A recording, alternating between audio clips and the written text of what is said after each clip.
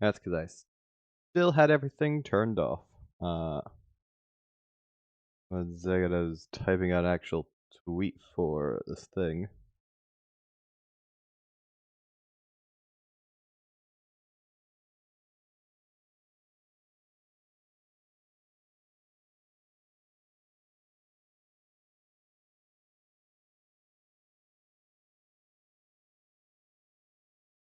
Probably should have done this, before I actually went live, but that would require foresight and planning.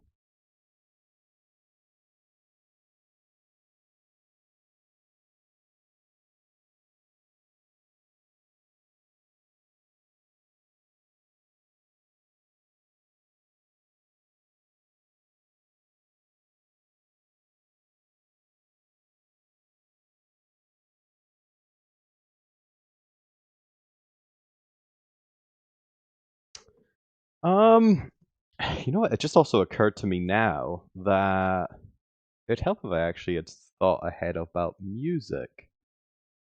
So, I guess we'll just see if Spotify has any non-playlist restricted music we can put in the background.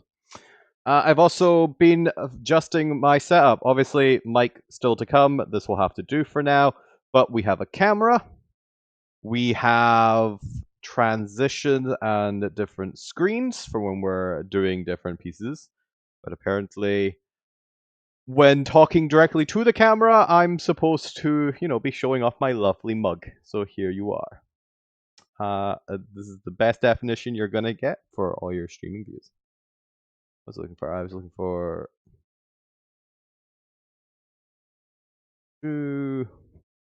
royalty-free music. Or I guess it's copyright. Is it royalty or copyright-free music? How would you word this?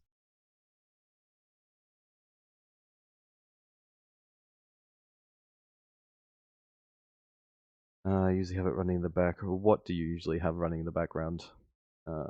Copy-free music, or I'm open to suggestions for background music.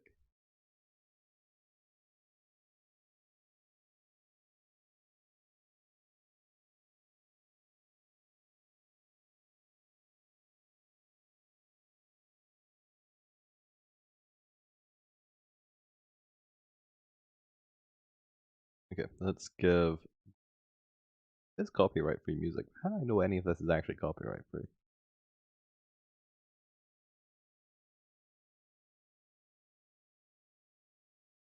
We just do copyright instrumental music.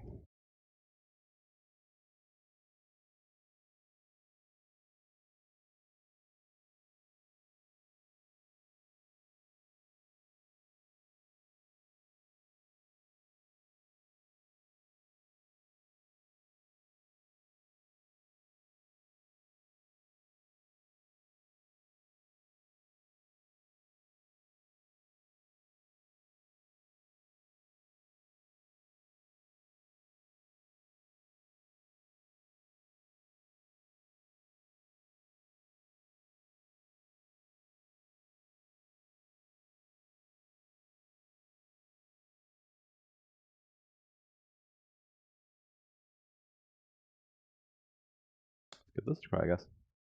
Put that down a little bit.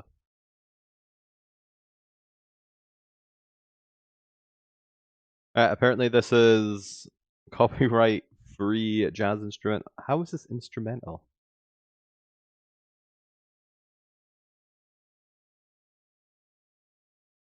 No, I don't think this is actually playing this. Okay, how about now? Ooh.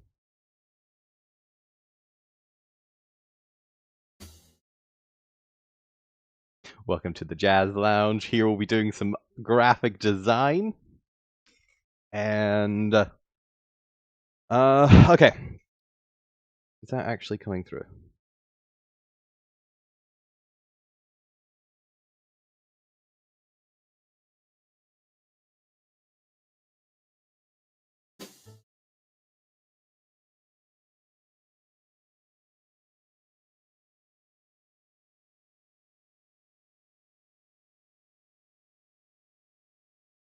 hear anything now. Yeah, how do I get this actually playing on the stream?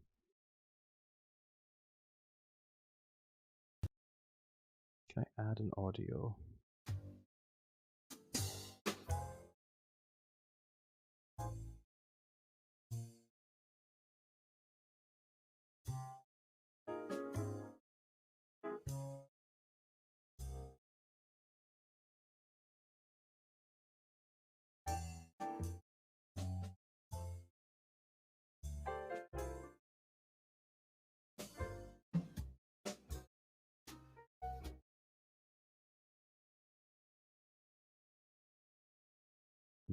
Nope. Hmm.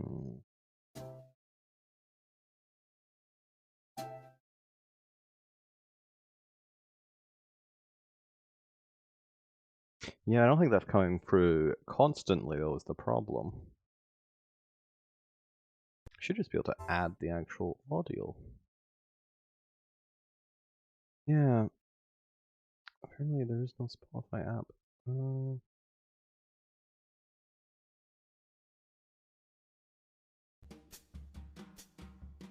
Alright, bear with us stream while we figure out how to add music to a Twitter stream.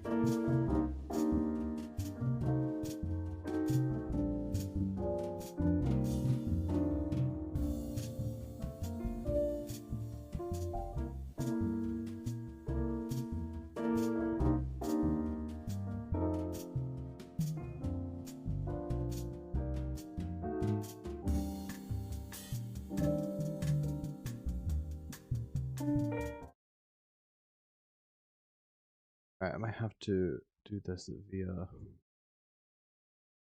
YouTube. That's the only. Actually, if I can bring Spotify off my browser. That's what I'm just setting up now. I was hoping I could actually thingy the Spotify app, but if I do it via the browser and put the Spotify up on the actual browser, that'll work.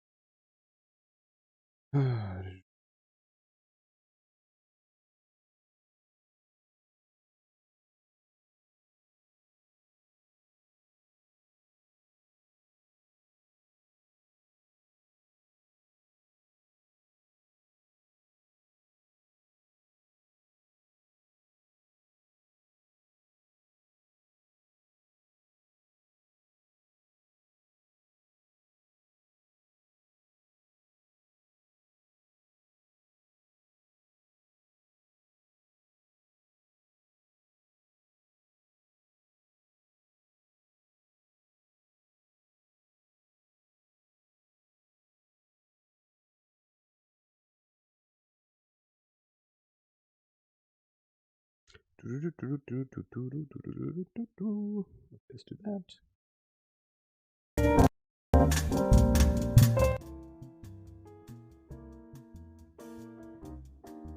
Oh, I think it's automatically set up to be bringing that in. How is that? That should now be coming through.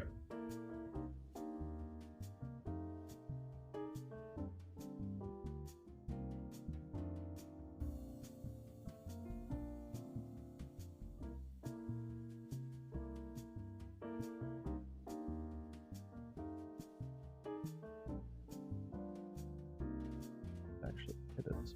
Oh.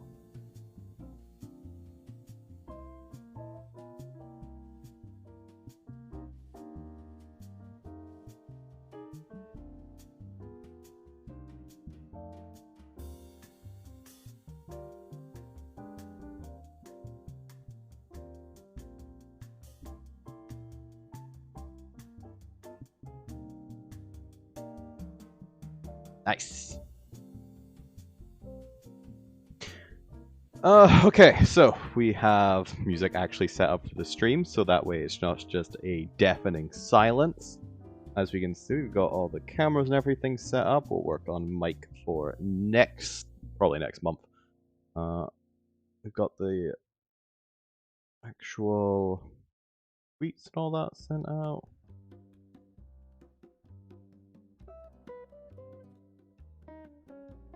Yeah, let's get into it.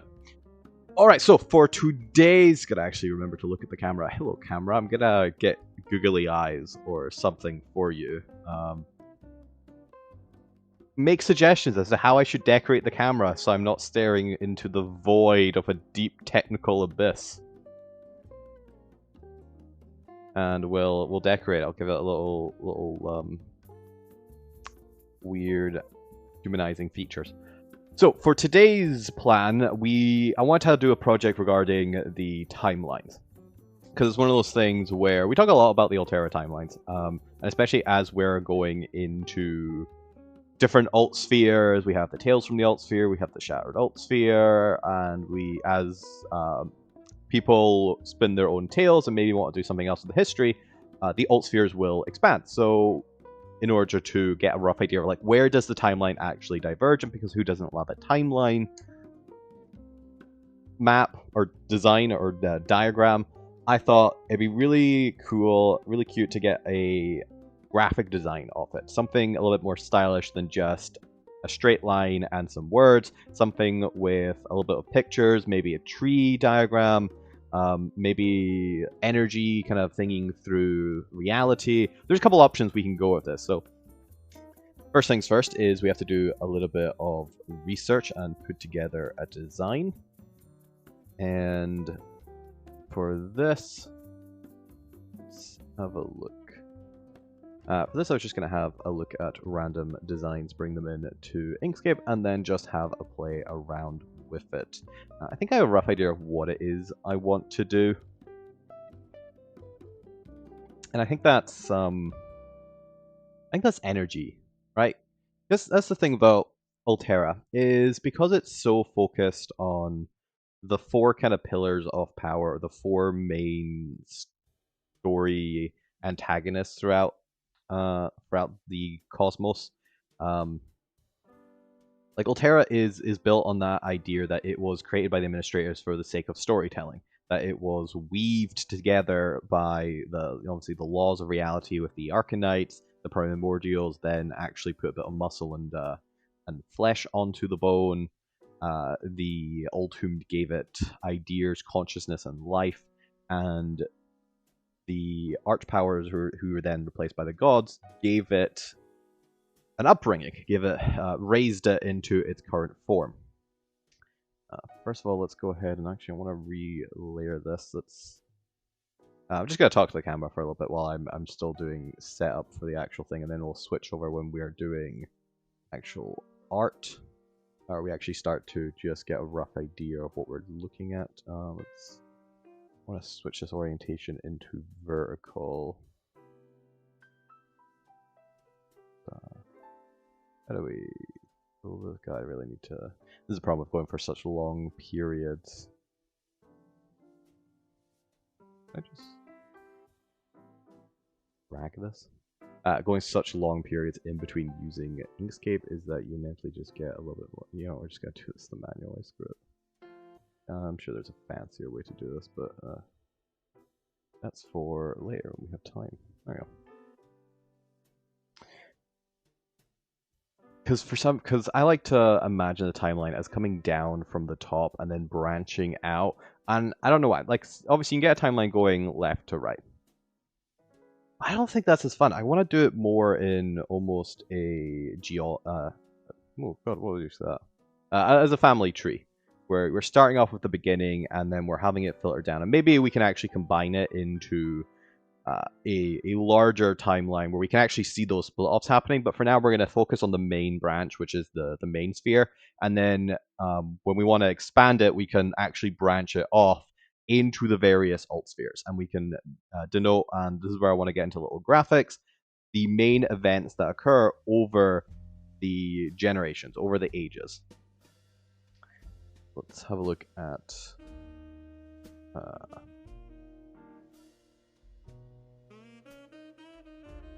have a quick study of what we're looking for here,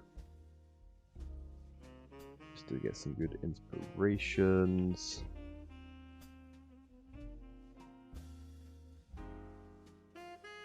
Yeah, I think first of all, we're just going to start off with some nice line art, kind of coming down, and then I'm going to refine it as we go.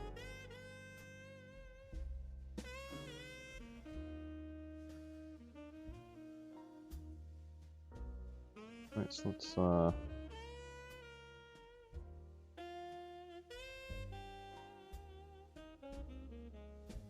little bit too messy. Let's just go with a straight line. And have it kind of just waving its way down. And you know, now that we're... Oh, I need to get rid of the fill there. Let's actually switch over to gameplay.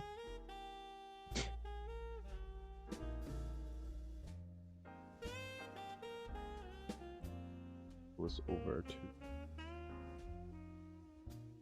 the right. And I can't do that.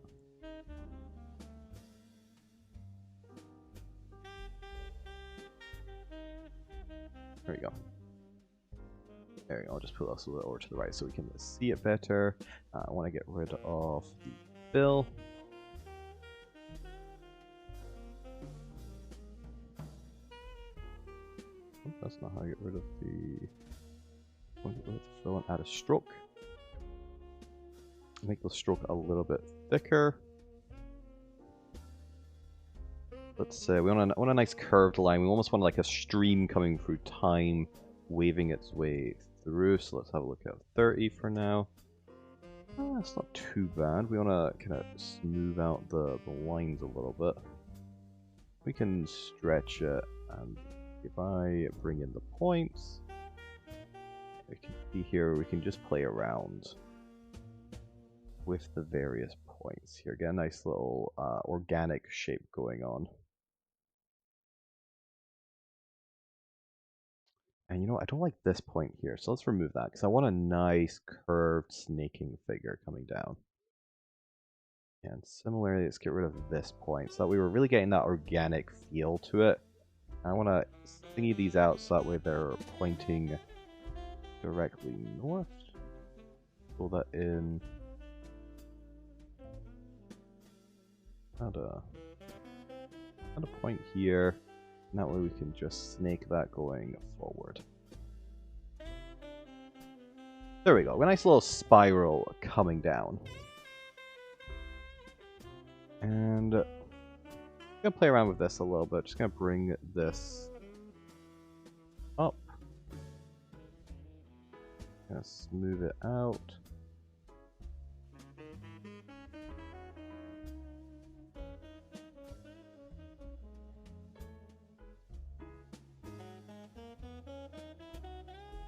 Ooh, now do we want to do a spiral?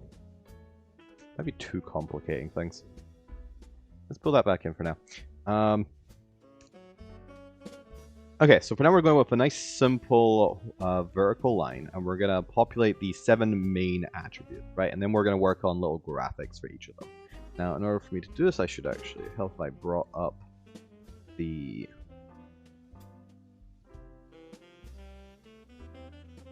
If we go back over to... brought up my actual timeline.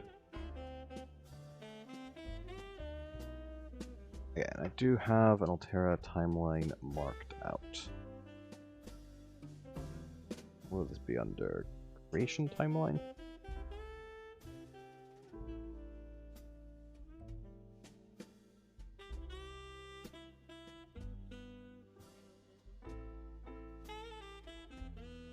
Okay, we'll pull this over.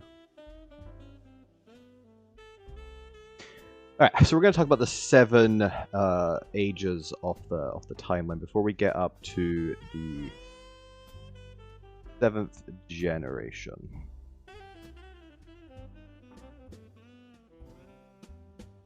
The full one. Yeah, so we're going to need 7 stops along this. Now, for the first couple, I feel it's probably good to have them cascading a little bit closer together and then branching out the timeline as you get into the later ages where there's just more of a human scale to the later ages. Because of the first couple ages, they're pretty much dominated by the large event, which is the Zenith Age of Creation, the first age of the Primevals, where everything begins to actually form together in this cosmic soup. And then it comes into the big event that really defines Alterra, the Prime Wars, where the gods go to war against the other primevals and usurp the various domains. And then once you get through the Prime Wars, which can pretty much encompass the main part, but you've already gone through the first major ages. You get into the second and third and fourth ages, where they're more on a Noid timescale. So we'll have, let's just go ahead and throw in text for now, and then we'll replace these with little graphics. Ooh.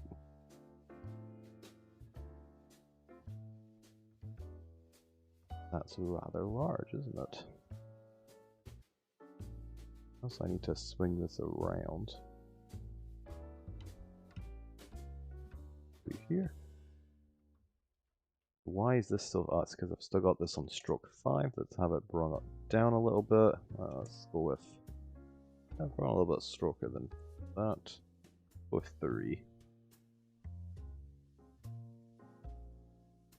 And also, I'm pretty sure it's backwards. No, is that just the way it looks? Hello.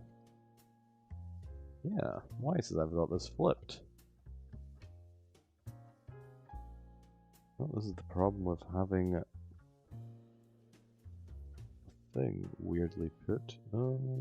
I'll just flip it over afterwards. Okay, so we've got the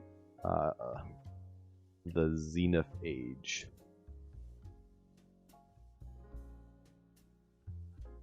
And we'll bring this down here. Flip this over.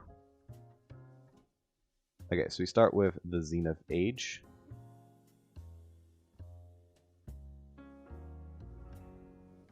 I'm gonna copy this. Is there a way to copy this without...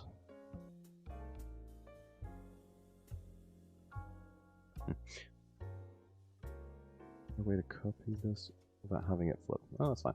Okay. And this is the Age of Creation.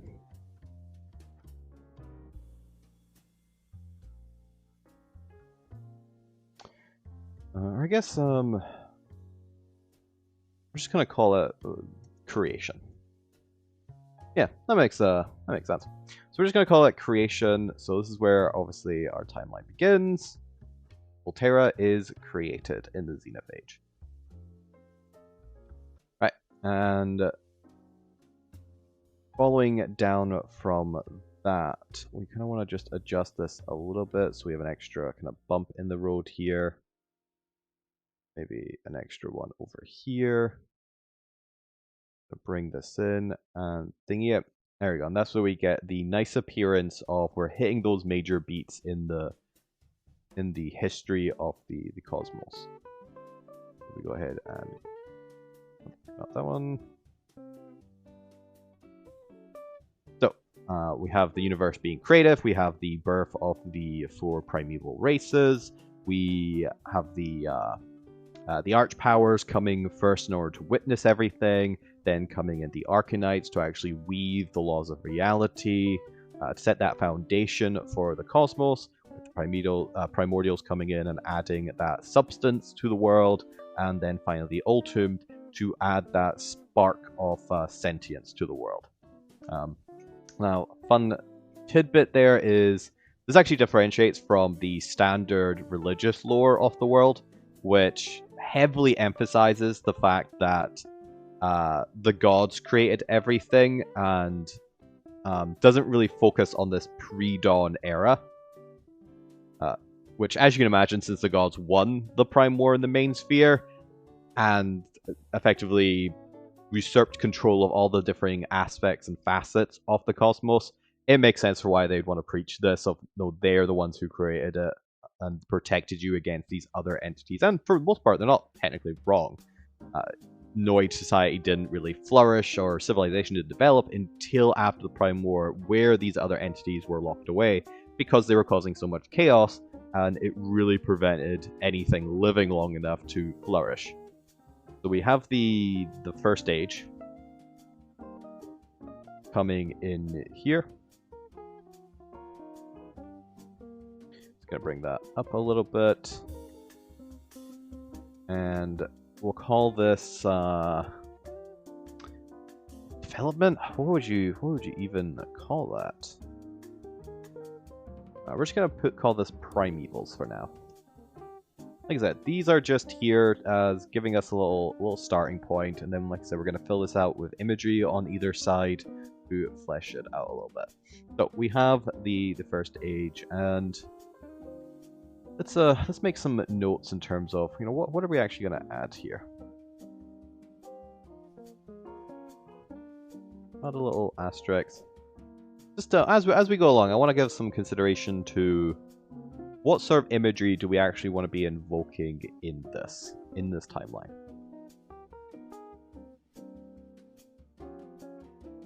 Now, with creation, we could do something with, at the beginning, we have almost like a cosmic map going downwards, where we just have all these particles kind of souping around the top as almost a banner, and then as we get further down, they become actual images. We only see a little bit of dots of color here and there.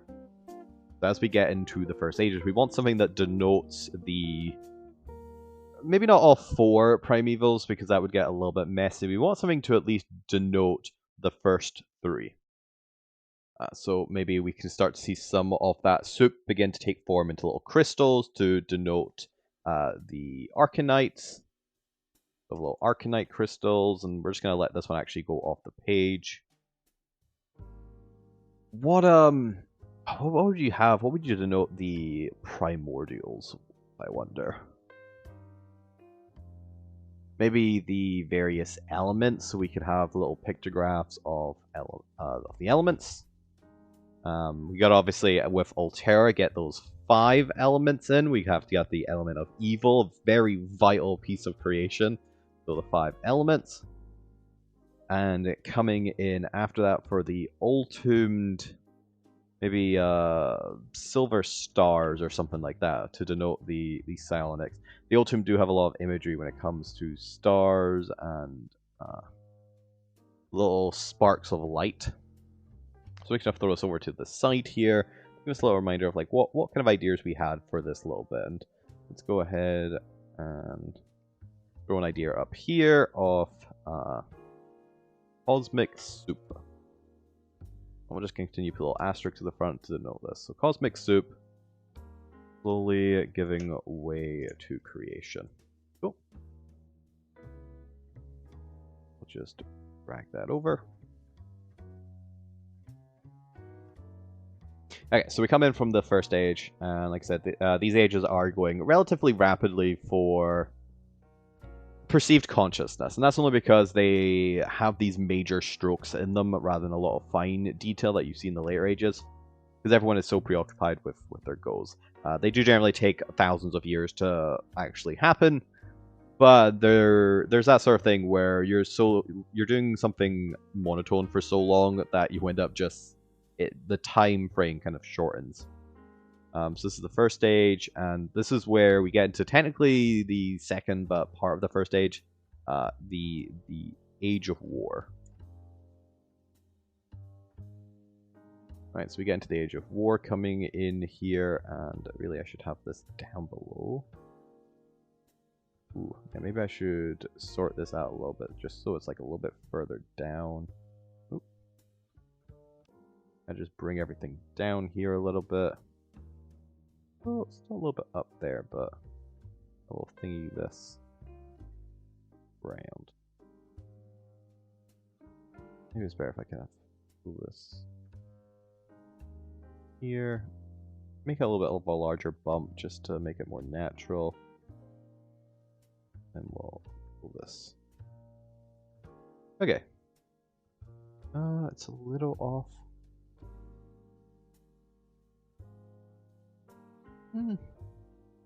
Better. We'll sort that out later, because I still don't like that as much. A little bit rounder. Alright, that'll do. Yeah, we've got the Age of War coming in, and this is where you get into the major aspect of the cosmos, the Prime Wars.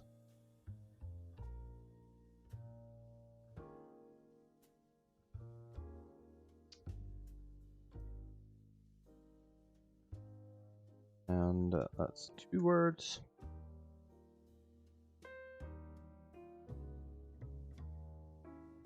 Bring that down a little bit more just to denote the passage of time here.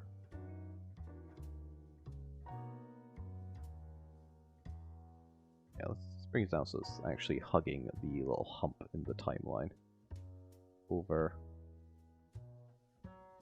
Okay, so we've got the Zenith Age coming into the first age of the Primevals, where they're actually beginning to create everything. We have then the Age of War. And this mostly comes about from technically a meta cosmic reason of this is where in the main sphere you have the archpowers who are supposed to be these witnesses to creation, these witnesses to the story, but they actually are highly negligent in their job. They have no interest in waiting and watching as the story begins to unfold, waiting for everything to begin developing. So they end up abandoning the cosmos and searching out stories amongst the other main spheres and other realms. And in order to replace them, they create the gods as we know them today, or at least the younger versions of them, and before they begin to solidify into the main 7 pantheons. And they charge the gods with looking after their responsibilities, looking after the soul engines, looking after the development of the cosmos, looking after the rising Noid civilizations who will inherit and become the driving force of the stories within the universe.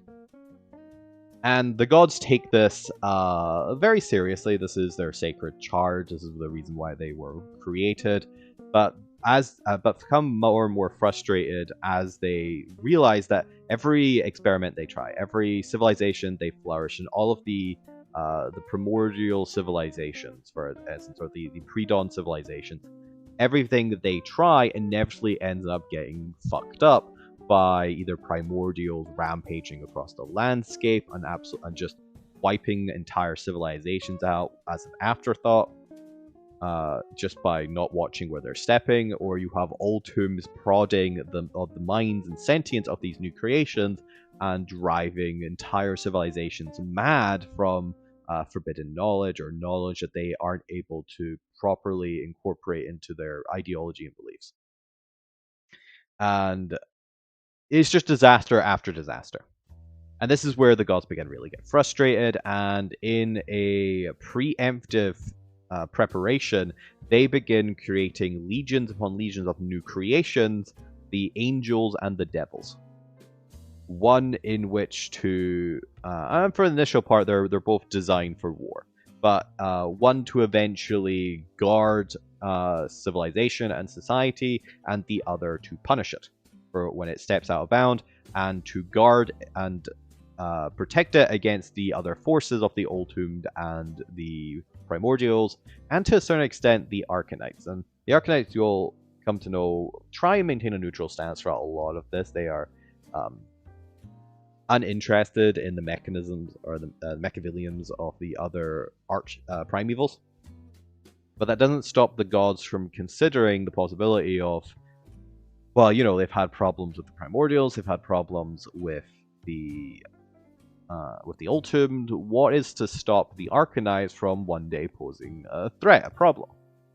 What's to stop them experimenting with the rules of reality, which will, you know, experimenting with how particles are held together or how the elements interact, experimenting with how the very cosmos is structured and the planar boundaries? What's to stop them from one day deciding, you know, to go do away with all that?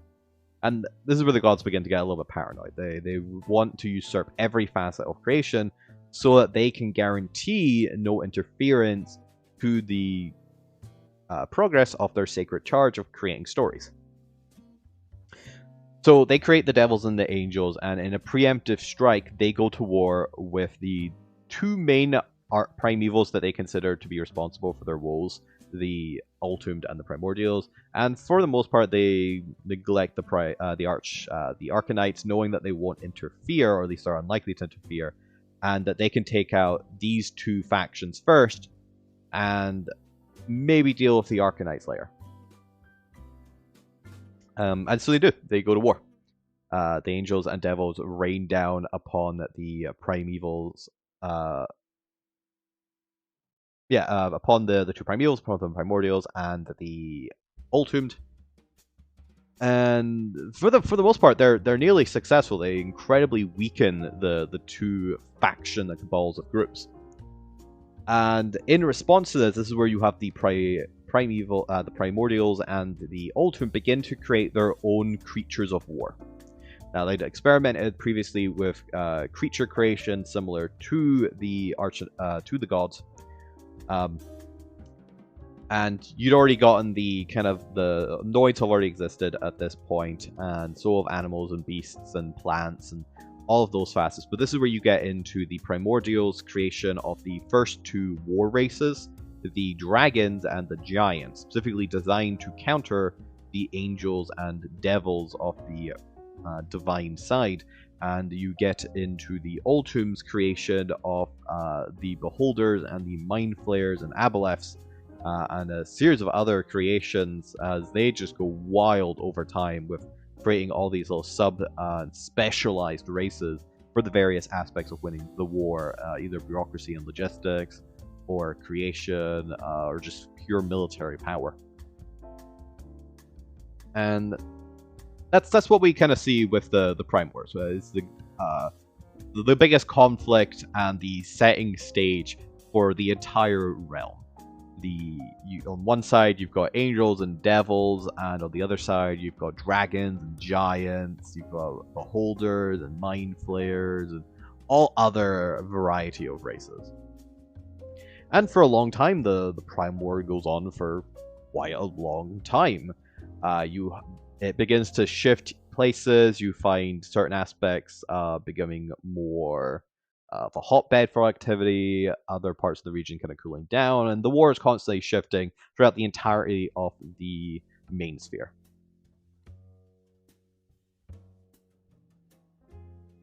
And about, I reckon, towards the end, because it's one of the catalysts that causes the Prime Wars to eventually come to the end, and is one of the major branching points for the Shatter Alt Sphere, is you come to the Planar Shattering. And the Planar Shattering was the main participants enacted eventually by the Arcanite Copper, who we'll get into her a little bit in a second, and the Primordial King, King Evil, who, if we're doing traditional lore, is generally based off Thar-Zadun from Forgotten Realms lore. But this whole plot kind of came about by initially Primeval whispering and trying to get the Arcanites into the war. And this is because somehow, amazingly, the Primordials and the Ultimate actually found themselves in a stalemate with the gods. The gods, because they had so much time to prepare, so much time to specialize and train and create just legions upon legions of creatures, and they outnumbered how quickly they could create the dragons and giants, even though they might be more powerful or be more specialized. The sheer numbers the Divine had managed to create prior to this war gave them that advantage of holding a stalemate even against two major factions. So King Evil turned to the only remaining faction and source of power, the Arcanites. Now, with a very straightforward logic of if he could get the Arcanites into the war against the gods, if he could turn the gods and the Arcanites against each other, the Arcanites are generally considered to be one of the most powerful of the primevals.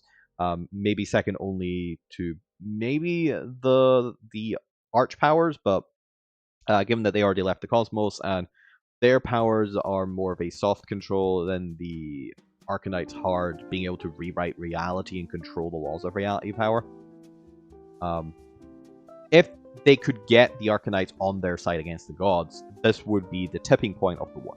They might actually be able to win it and put down these new creations, these younger... Because remember, at this point, they're effectively the nephews and nieces of the Primevals. They are the second generation of creation within this world.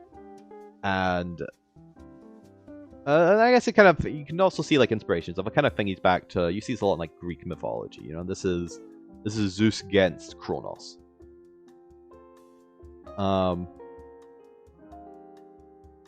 And King Evil comes up with this plan of convincing and spreading whispers and rumors throughout the cosmos, and to convince the Arcanites of a conspiracy that the gods were seeking to control and usurp the source of magic. If you think of the laws of reality as this weave throughout the world, at the core is this single knot in which all of the threads run through, and through which, if you can control it, you can spread any updates or any adjustments to the threads throughout the cosmos.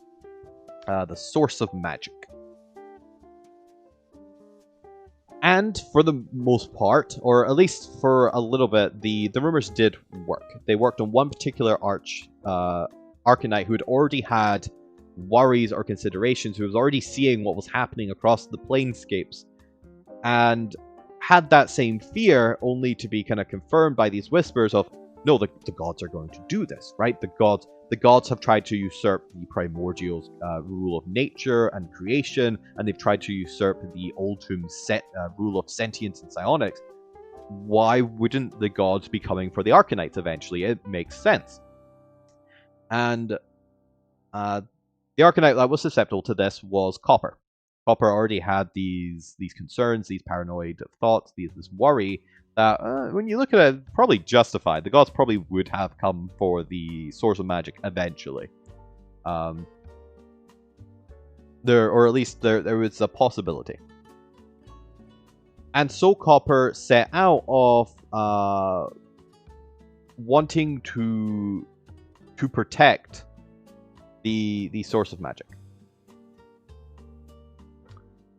And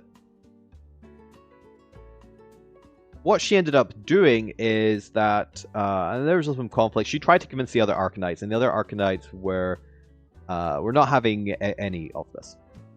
You know, or at least they didn't think it was truly justified. They thought the rumors were just that, it was just a ploy in the war.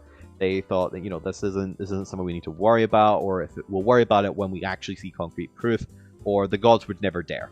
Right, those were the general consensus that she found. So she took upon herself to go to the source of magic, or go around the cosmos, and slowly start to unwind some of the cosmic thread in order to use it to seal the source of magic away from the divine planes, to seal it away from all planes, such that only the Arcanites could potentially reach her, or only so that the enemies could not get to the source of magic. And that's what she did in an event called the Planar Shattering, is that she wrapped her body around the source of magic, taking these planar threads and wrapping around herself and rewriting the laws of reality that encompass the space in which the source of magic exists, such that no creature or no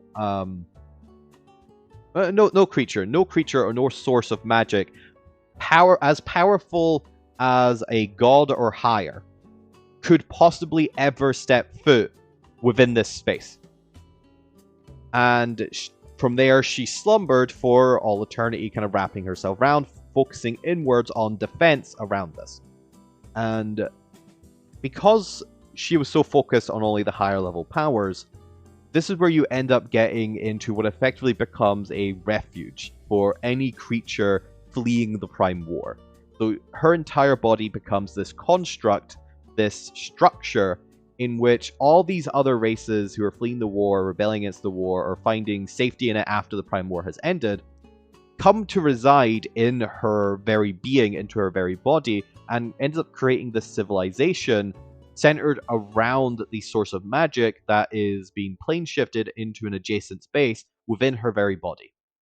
And that structure ends up becoming known as Copper, or the Copper Sigil. And this is the Alterra version of Sigil.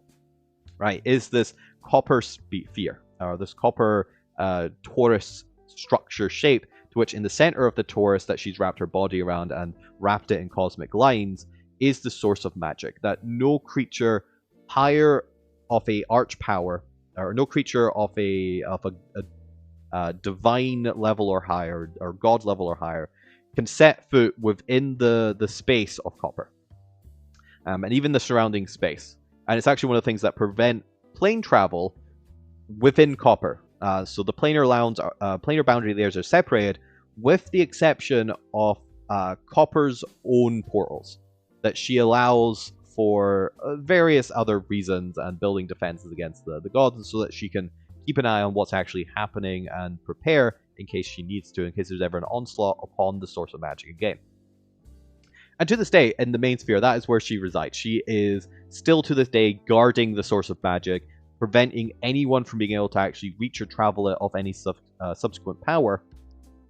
Actually, I think it's a demigod or higher, because even the arch powers, or the lower powers within each of the realms, such as the archfey or the archcores, they also are unable to enter Copper. And so they end up sending minion after minion in, and having they still manage to get their influences in through smaller, less powerful creatures, but they themselves cannot enter. And so you end up with these kind of grown-born powers ruling over Copper Sigil. One of the major ones that the players will be aware of, and that anyone who's seen any of our earlier streams, is the corporations, and particularly Brightside Incorporated. And this is where you end up with the kind of Copper Sigil specific storylines of Brightside and the various other corporations attempting to grow their own god inside the space, because no god can enter it. But what if the god is already there? You know, what if we create our own god of magic within it to access the source of magic and rewrite the laws surrounding magic? And this is where you get into the very fun capitalist goal of Mr. Brightside of, hey, what if I rewrite magic such that every time anyone uses magic, they have to pay a financial cost to it? He wants to put microtransactions on magic. Because, you know, capitalists know no bounds with their reach for greed.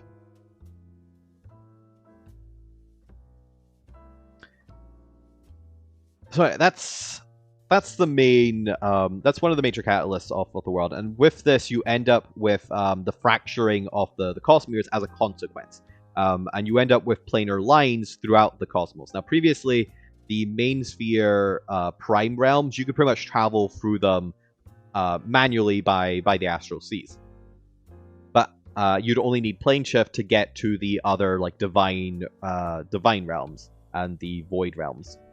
Or the ethereal realms. But after the shattering, this is where you get the prime material planes shattered off into the various realms. Now, I think there's 16 realms within the main sphere, but now only, I think, I think there's only one or two ever in the same realm or in the same plane, and the rest have been kind of shifted out of line with each other, such that if you wanted to get, for example, from the realm of Eros to the realm of Genii, you wouldn't be able to travel there anymore like you would in the old days. You would actually have to have a plane-hopping ship or to plane shift yourself to get to the other realms. This is where you end up with Fantasia and Disparity, our stand-ins for the Feywild and Shadowfell, being in those other realms, and occasionally the realms do cross over wherever there's a weaker boundary and it's easier and portals will spontaneously occur there. But normally, without one of these planar portals or planar travel, you are unable to reach there by just astral ship. And this is where you also end with the astral sea can be fragmented, and even some of the elemental rings, so the elemental planes within the rings, are slightly out of odds with each other. With this actually gives a slight advantage to the Primordials and the Ultumed, who have these much more smaller and condensed units, and are much easier at almost going like semi-guerrilla warfare against the gods. Until finally you get to the kind of second catalyst of ending the war, which is the destabilization of evil event. And this is another one of King Evil's machinations, because you know what, now that I'm thinking about it, I think King Evil may have single-handedly ended the war. Not intentionally, but just accidentally, because he kept trying these really dangerous ploys that kept having unintended consequences. So unintentionally, he ended up convincing an Arcanite to shatter the planar boundaries in the Prime Sphere. And for the second one, for the destabilization of evil, this is where he gets directly involved. And he attempts to use... he notices the power of the Noids, of the Noid soul. And also realizes that, the ability to self-evolve and grow and to effectively gain more power out of nothing. Effectively the power to defeat entropy. That is the Noid soul and the catalyst of evolution and change. He realizes that if he can get this power for his creation, so if he could give the dragons and the giants and the elemental brigades at this point and a number of other things, if he can give them the power to actually grow in strength. Now, previously monsters to this, and after this, because unfortunately he's failed in this reality, the only way monsters can gain more power, rather than, because they are unable to train for more power, they will grow along a static stat block. In order for them to kind of go offshoot, to specialize and become more hybrid powers or more unique powers, they have to consume Noid souls in order to garnish that power, and evolve into a different branching tree line within a stat block. Prior to this, they are only allowed to grow along that defined path, per just the mechanisms of monsters in Alterra. So King Evil considers himself, if he is able to get these souls and give a soul effectively innately to each of these creatures such that they have their own souls, they would be able to grow more powerful and unique than they previously were. And he attempts to do this. He attempts to get a soul engine, and for this he actually needs the help of one of the Arcanites to help rewrite it. And he manages to enlist or convince the Arcanite Yellow to help him with his ploy, or tricks him into helping with his ploy. However, during the whole process, in order to rewrite the soul engine, King Evil takes it and plunges it into the heart of Yellow. And thinking that, Yellow will end up exploding with it and shattering the pieces of the soul engine, allowing him to recreate it in his own image. But uncalculated or unthought of to King Evil, Yellow is actually able to contain the energy of the soul engine and prevent it from actually destroying them. Now, in order to do this, they similarly have to kind of lock themselves in, unable to move or do anything with it, and instead focus all of their destabilizing energy through the soul engine so that it gets released into the environment around them. However, because at this point the soul engine has been tainted by King Evil before being plunged into the heart of Yellow, the energy that is coming off is not only incredibly volatile and destabilizing per the energy of Yellow, but is also laced and tainted with the essence of evil.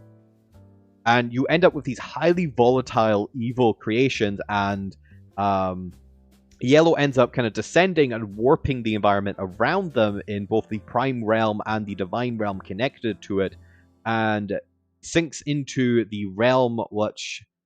I can't remember what the previous divine name was that the Soul Engine was housed in, but sinks into the new realm of, I think it's Evelyn.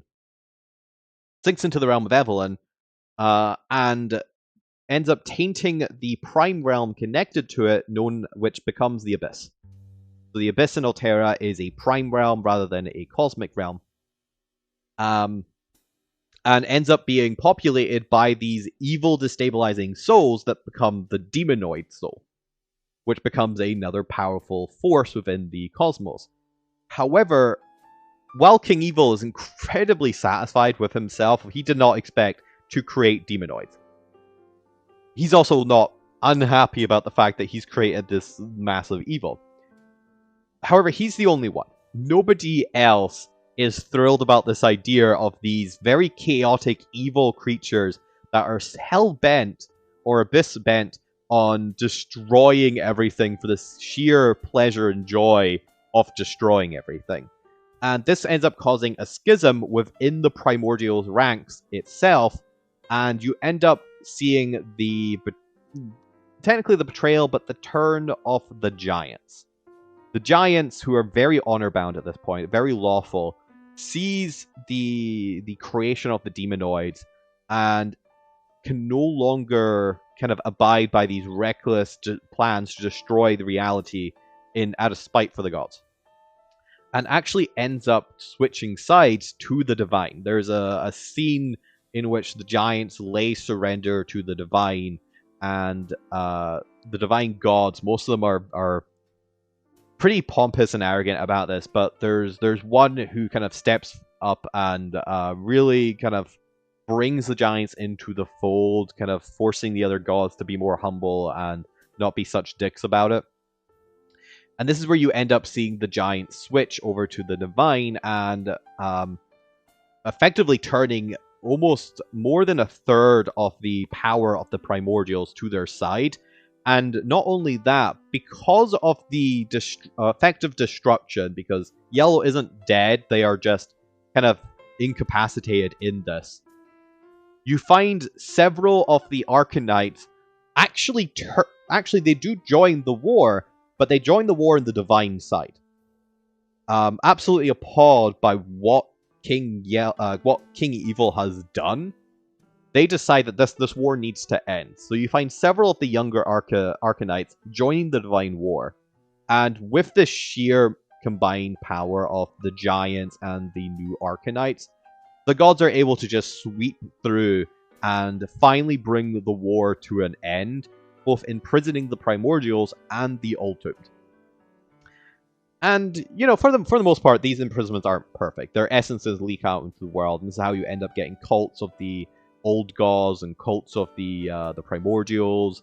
And throughout the generations, it's a staple of the machinations of these cults and the influences of these imprisoned powers trying to affect the world and to get free again. Because that's their main goal, is they want to be free again.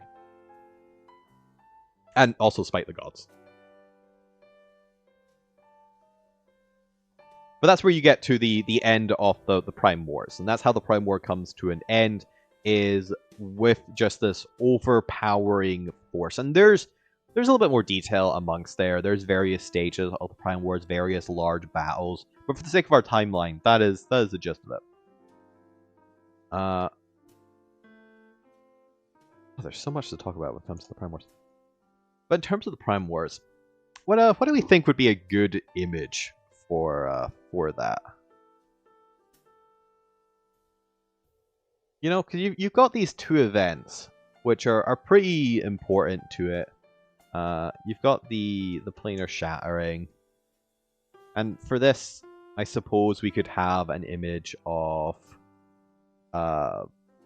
like shrapnel, of an explosion. Shrapnel. Yeah. I think how you spell shrapnel. Is it gonna put explosion? Who knows? Image of the planar shattering, image of explosions.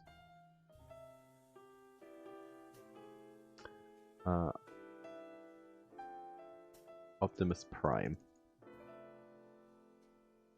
No, that's fair.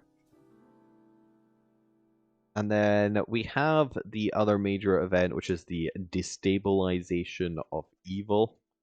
Technically also, aka the... Oh, weird that a period is that high up. Aka the birth of the demonoids. And imagine for this, I do kind of like the idea of just like a hunched over Yellow releasing energy, and maybe like a swamp mess or creatures rising from almost like a twisting nightmare, rising from a corrupted landscape.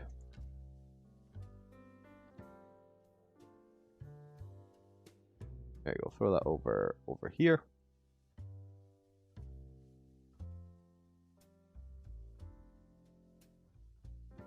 So there we go. at that point, this is where we get into the proper Second Age. We will have this just up here. Yeah. So here we have the Second Age.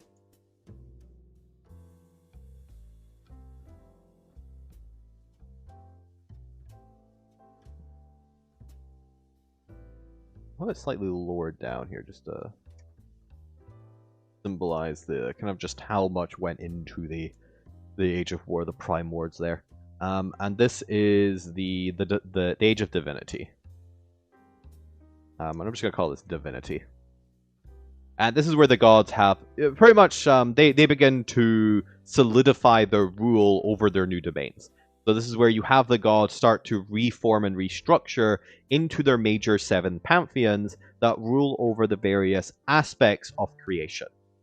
So you have the pantheons of nature and tempest begin to take over the realm of the primordials, begin to kind of insert their rule and almost begin to incorporate the various races. Now, some of these primordial and old tomb races get assimilated much easier than the others. For example, genies found themselves more than happy and willing to work with the divine.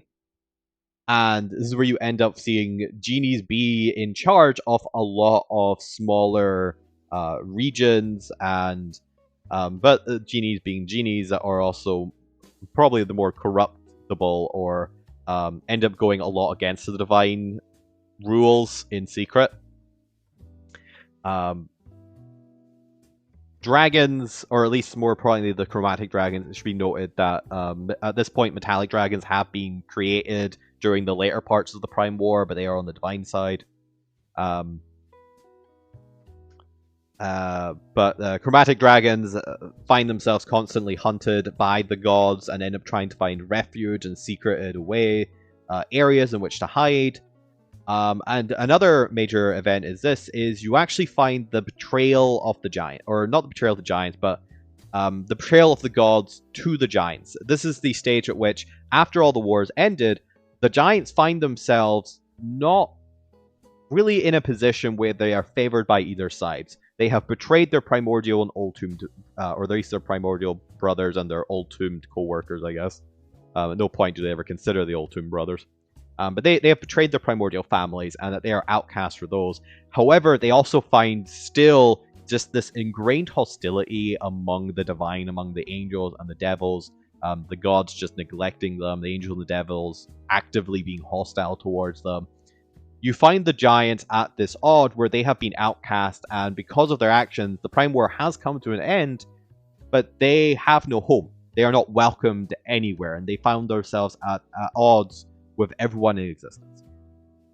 And this is where you get into an event called the Giant Exodus. They actually leave Alterra and go in, or at least leave the Prime Realms and the Primordial Realms, and go in search of a home to belong. And they actually end up going out into the Void Realms, where they encounter the Arcanite Purple. The Arcanite of Void, the Arcanite of spatial and movement and distance. And you get into an interesting event there where Purple takes sympathy upon the giants, and ends up elevating several of them to a higher rank in the hierarchy, creating what is known as the Void Giant, who becomes and at this point a lot of the Titans are either dead or effectively have given up and retired with the hostility. So the Void Giants end up becoming the de facto leaders and rulers at the top of the giant hierarchy, and return to Alterra in order to seek out, or to carve out, a home for them with their newfound, for all intents and purposes, warlock powers. They end up making a pact with Purple to gain the power necessary to return and carve out with their own might and protect themselves against the hostility of everyone, new homes. And they split into a couple groups for this, and they go out to the various realms.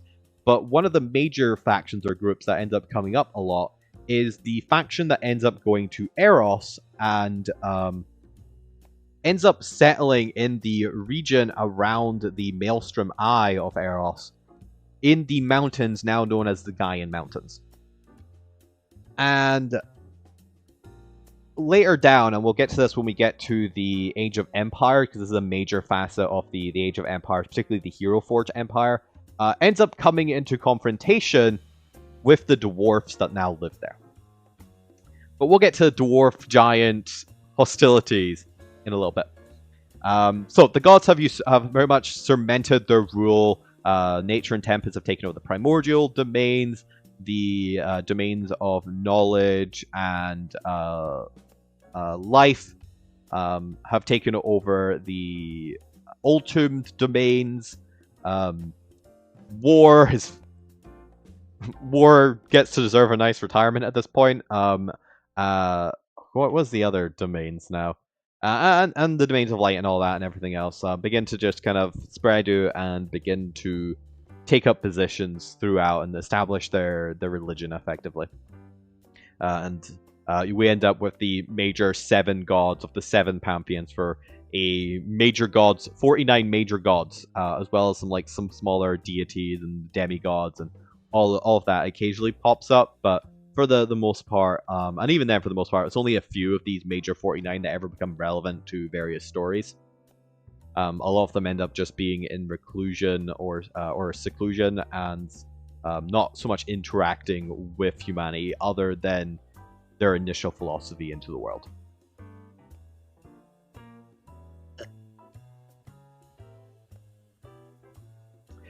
So with that, you have the Prime, Elemental, and Astral planes kind of under the power of the gods now.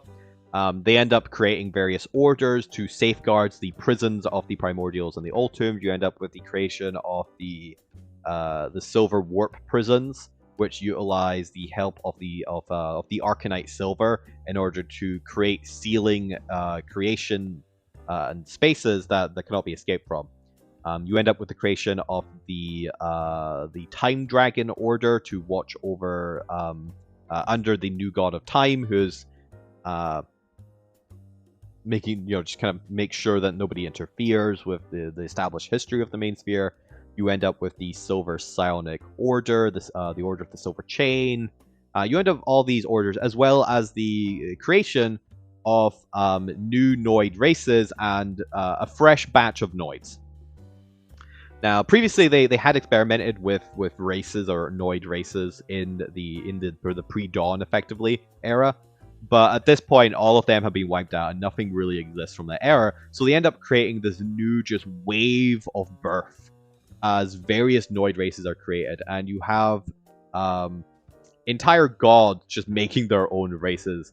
And I think the most prominent one for just the record of races you get are the pair Beitar and Previs. So Beitar is the nature god of beasts and predators and stealth and that general essence of the hostility of nature. And Previs is the god of critters and survival and more domestic animals and burrowing and hiding and that more softer side to nature, or at least to animals and beasts. And together, they end up creating the Beast Noid races. So this is where you get into pretty much any demi-human beast Noid creature or race was most likely created by this pair. So you have the Tabaxi, Loxodon, Merfolk,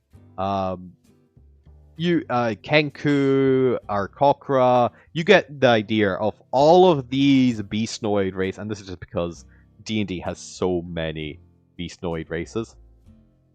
But these two just have the longest list under their names. And then you have other gods creating their own races. You have the nature god Epoch, the god of seasons and change and changes, creating the elven races. You have, I think it's Arkai, the god of strategy in the war domain, creating the race of humans. You have Randara, the god of rebellion, creating the goblin race. And it kind of goes on, and there's a we'll cover a whole episode or graphics some other time for which gods created what. But this is where you begin to see the flourishing of the first um, pre-civilized societies beginning to take root. Noid races actually beginning to, now that there is a nice calm, no longer have primordials just stepping all over the place or ancient entities probing minds. The Noid races are able to settle in and actually begin to form civilizations.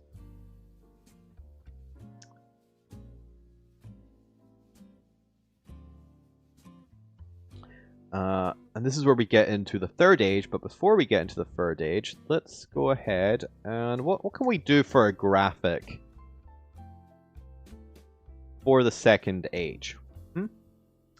So this is obviously we've got divinity, and then the second age we've got, you know, the creation of all these different orders to protect and to watch and just do various aspects in the new domains of the gods. And you know, there's a scene that I have written previously in which one of the kind of religious relics that we see throughout the various realms are these 7 crystal monoliths in terms of like sites for worship. Each monolith engraved with the 7 symbols of the gods that denote the pantheon. And I quite like that. I quite like the like seven pillars. So let's go ahead and call it the prismatic monoliths. All right, we'll even call it the seven prismatic monoliths.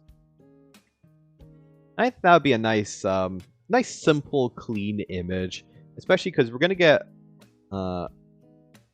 just a big no 2. Oh, just a big number 2.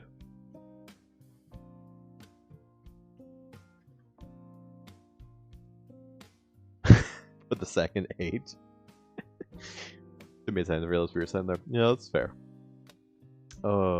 It's big 2. There you go. Second age. And for the rest of it, for the third age, we'll do a big 3 and just number them. No, but because yeah, you've got all these like all these imageries of things being created, and you've got a bit more complex imagery, like the cosmic soup, while cluttered, and the various like bits. I think it's simplistic enough, and then you have the more complex image of the like planar shattering and the destabilization of evil. That a nice simple 7 pillars would probably be a nice simple image to go with. We can kind of bring it down here a little bit in this space before we get into the next ages. But before we get into that, because we're going to get into the third age of the Noids and the fourth age stage of Empire, I'm actually going to take a let's take a quick 5-10 minute break so that I can let my voice because dear God, apparently when you're solo streaming, it's just talking, and more talking, and at least when you're DMing, you can shut up for a good like portion to let your voice rest. So much talking. How do streamers do it? We'll find out. But yeah, so yeah, there's the first look at the main sphere timeline, kind of looking through the Zenith age to the second age. And we're gonna take a quick 5-minute break, and we'll be, or a quick 5 to 10 minute break, depending, and we'll be right back. Gotta remember to look at the camera.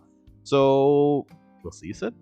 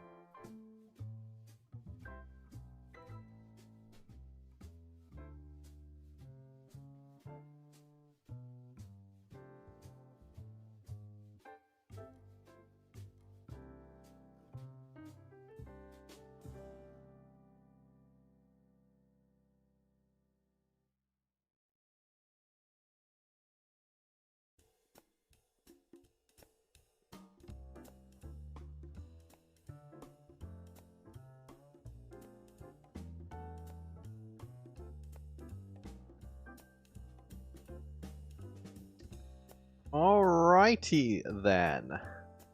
What are we at? For our nearly an hour and a half into the stream, we are back from our regularly scheduled ad break. I hope you enjoyed our very lovely ad break.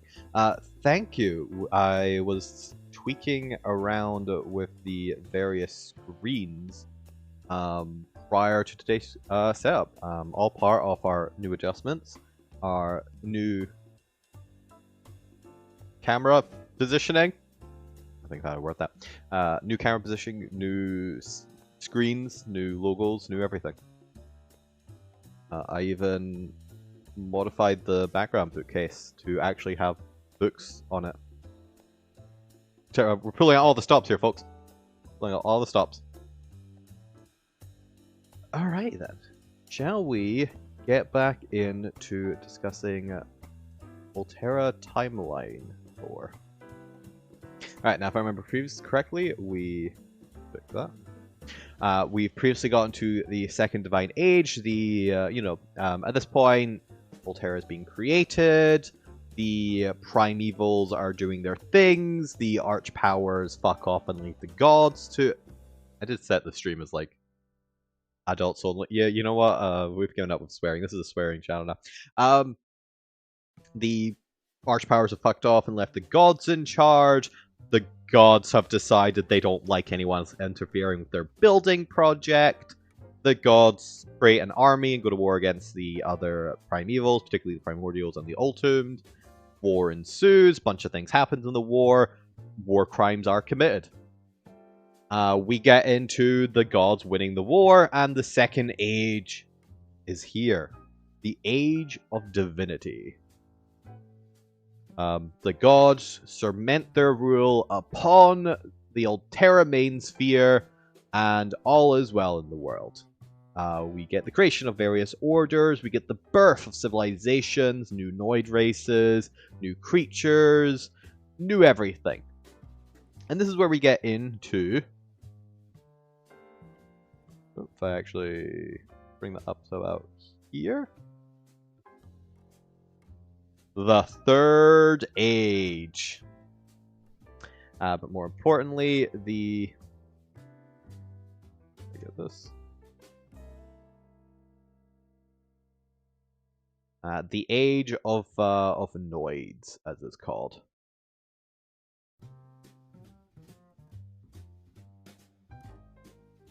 And while Noids were created during the Divinity Age, during the Age of Divinity, they don't really begin to flourish. Keep looking at this screen instead of this. Focus on that. The Noids don't really begin to flourish until you get into the Third Age. It's 1,000 years after their creation, because anthropology and socialization are just really fast in the Alterra universe for some reason.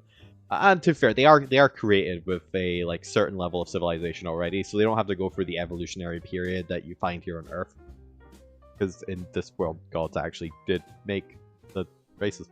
So this is where the Noids really begin to flourish, and you begin to see the first proper kingdoms and civilizations, the flutterings of the beginning of Empire, and differing civilizations all throughout. You get a couple major events here in the Third Age, the Age of Noid.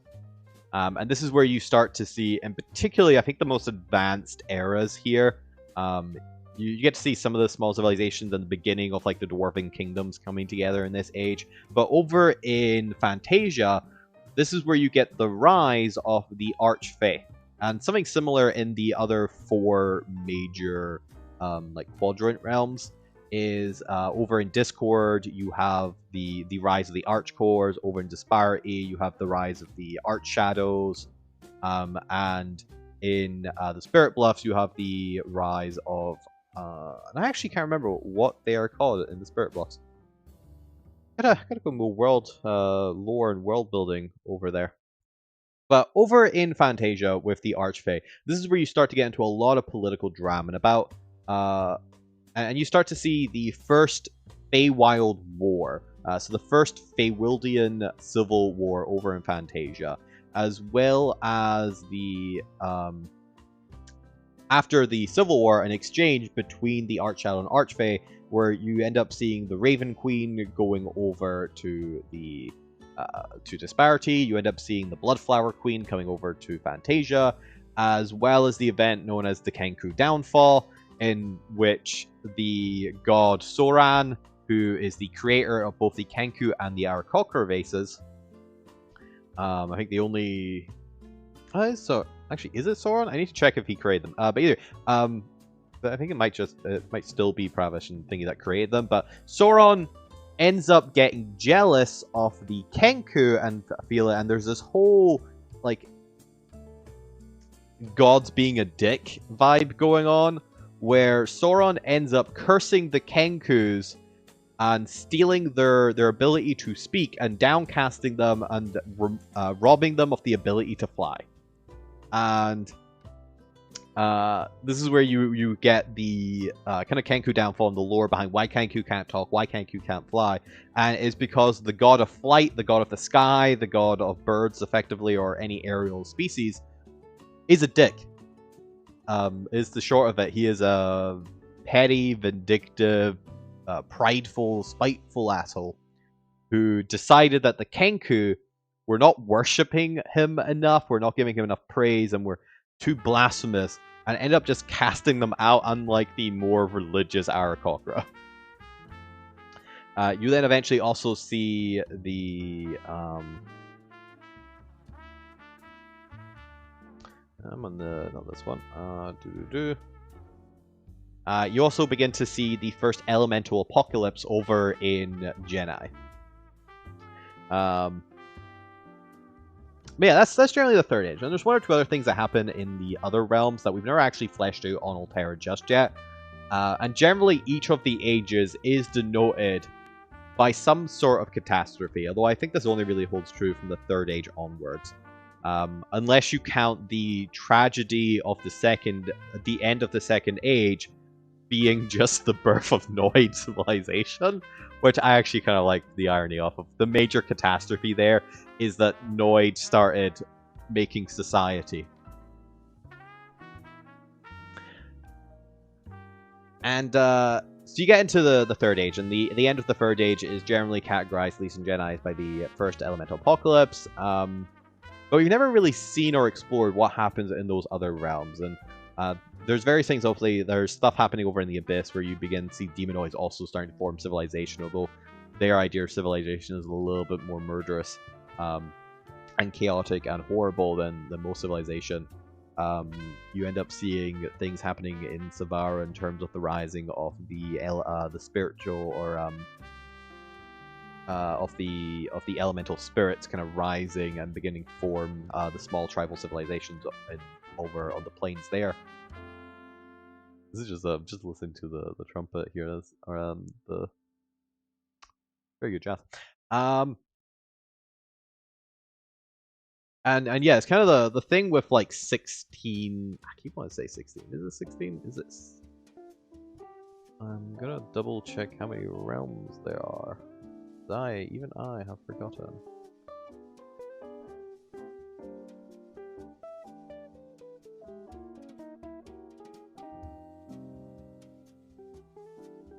No, there's 14. I don't know why I keep saying 16. There's 14 realms.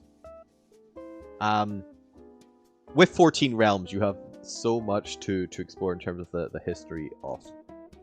But this so this is where the third age begins, and you see a lot of like pre-empire conflict happening on here. Kingdoms going to war with each other, various powers starting to rise out from the world. You can see the kind of Machiavellian interference of the first fragmented, like primordial and Ultum cults kind of seeping into society and beginning to corrupt it. And this is where we get into the fourth age, the Age of Empire, which we'll get to in a little bit. I'm just going to modify this diagram here, just to kind of give us some more bumps on the road. Let's go ahead and fill this in. This out. Bring this up a little bit.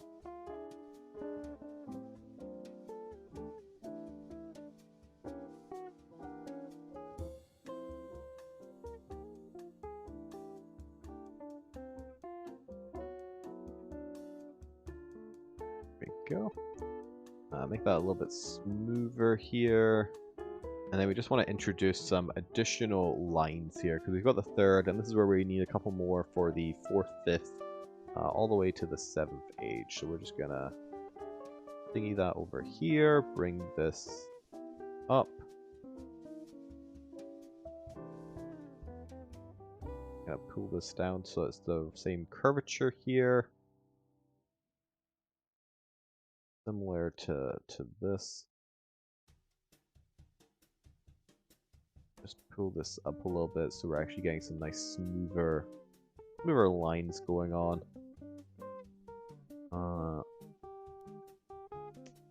I'll actually switch back here to gameplay as well, so we're actually seeing what we're doing.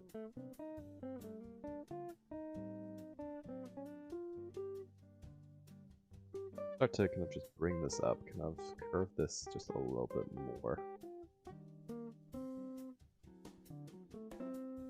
We don't need this point, so we'll get rid of this. And really, do we really need this?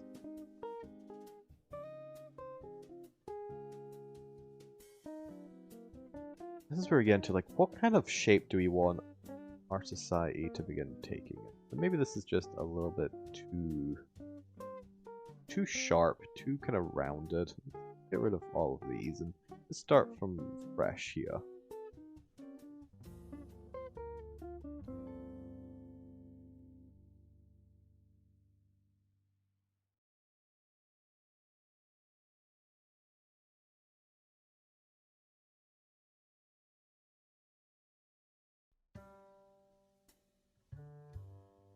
There you go. We'll just start kind of bringing this.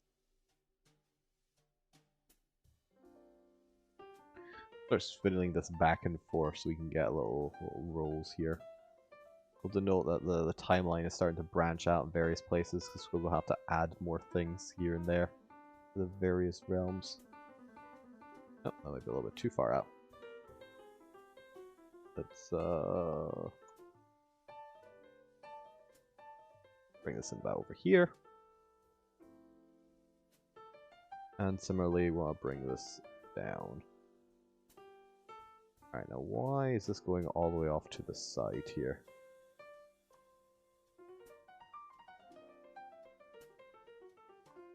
Bring that. Okay, so we got second age. How does that look? Needs a little bit of rounding, but we'll worry about that in post. The second age coming into the third age, coming into fourth, fifth, sixth, seventh. So we don't really need all of the. Also, I kind of want to. It's kind of jammed up a little bit together, right? I want to have a little bit more of a flow to it.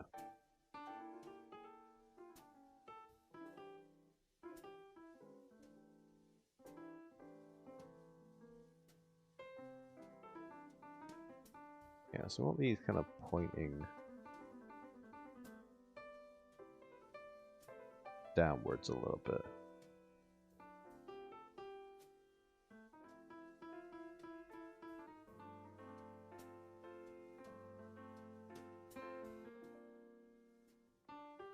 Bring this in just a little bit more.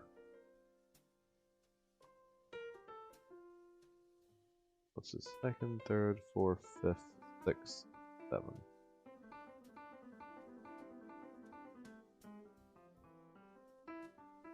Just kind of bring this in, bring this back down to the middle, kind of centralize it a little bit, pull that down. Yes, and it's a little bit too tightly wound, so let's bring this down. And we just want a nice little curve over here.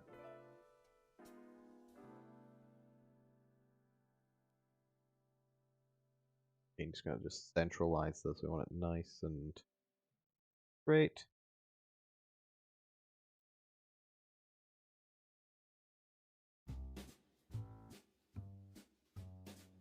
still slightly off kilter, isn't it? Okay, so we're gonna straighten that out a little bit. Match over here.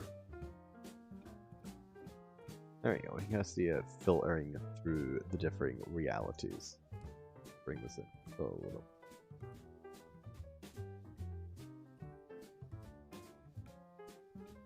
There we go.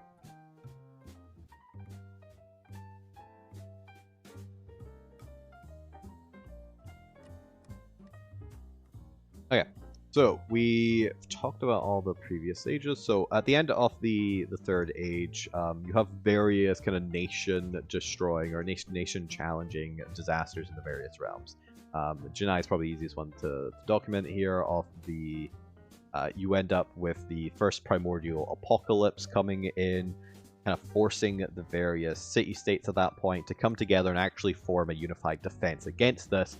And generally, for the most part, while they are catastrophic events happening in each realms at the end of the third age, they also tend to be unifying catastrophes that end up actually bringing out the various new organizations that come out of it much stronger than previously. This is where we get down into the fourth age, and we're just going to squeeze that a little bit in there. Kind of rising up just a little bit. And this is what we end up occurring to the age of Empire. And this is mostly because while Jedi is going through the first primordial apocalypse and coming out a little bit stronger, over in both the Abyss and over in Eros, this is where you start to see the rise of two of the most prominent empires to take the cosmic stage, and that is the Dwarven Hero Forge Empire that also ends up kind of seeping into Jedi at a later stage, and the Imperial Demon, or the Abyss Empire, who, I don't remember if they have an official name. We're just going to call them the Imperial Demon Empire, or League for now. And so you end up with the rise of the Hero Forge Empire, and over in there, before we get into their interactions on the planar scale with the demons, their initial confrontation is with the giants we previously mentioned, settling in, or at least the offshoot of those giants, settling in Eros. And they get into initial some confrontations and some scrapes, and what ends up happening is neither side is really guilt-free of their interactions. The dwarves obviously view the giants as a threat and begin attacking them. The giants similarly attack in self-defense against the dwarves, and proactively take retribution here and there. You end up with giants consuming dwarf souls. But this all turns when the dwarves, in seeking a new power to defend themselves, get granted the with the gift of artificery, or gifted with the art of artificery already, come up with this idea to transform the innate Arcanite within the Void Giants into, and channeling that essence into powerful weapons that become known as the Hero Forge weapons. And the weapons are a little bit of a misnomer, because you do get things like, have been documented Hero Forge shields, for example. So I guess the better approach is Hero Forge martial equipment is probably the best way to put it.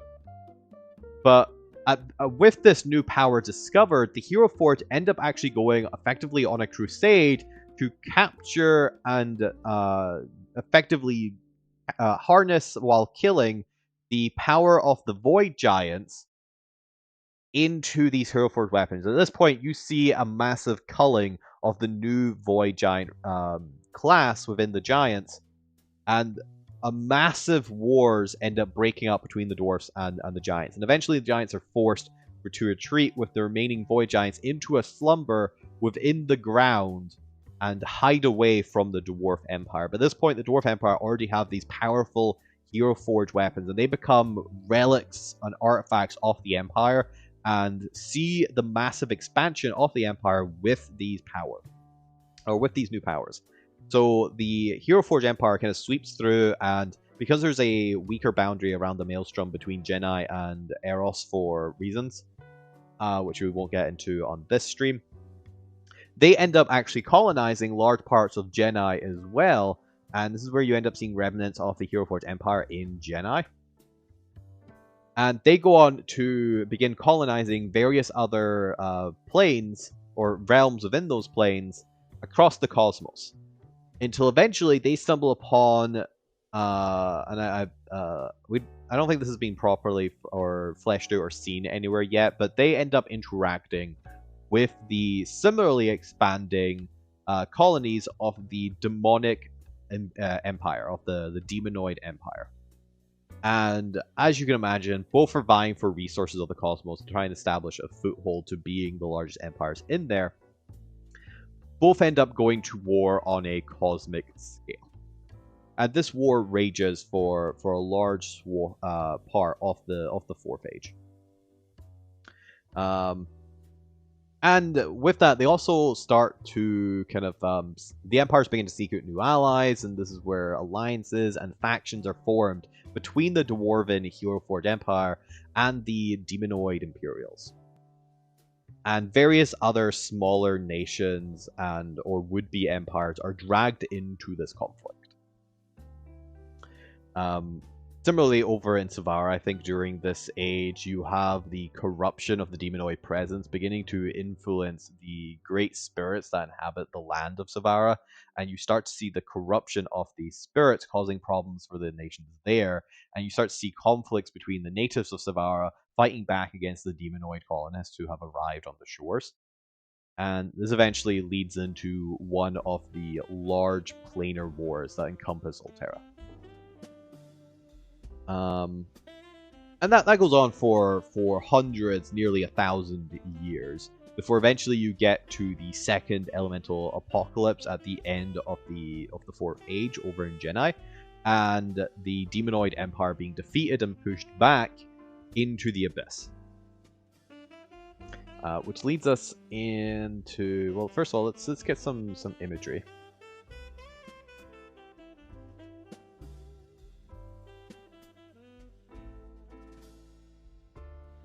And what?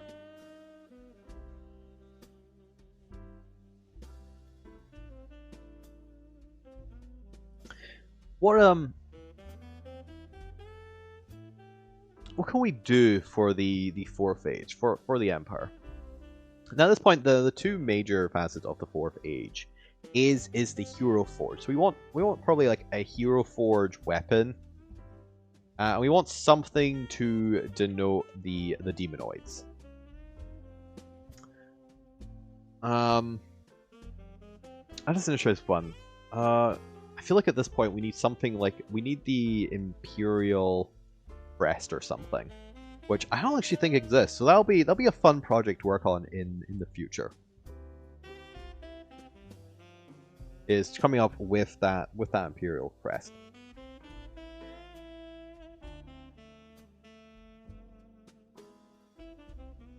So we have the fourth page of Empire, and we have the defeat of the Demonoid Empire and the subsequent vanishing of the Hero Forge Empire. It's actually an unexplained mystery in Alterra as to what happened to the Hero Forge Empire. It just seemingly vanished towards the end of the fourth age. And this brings us into the fifth age,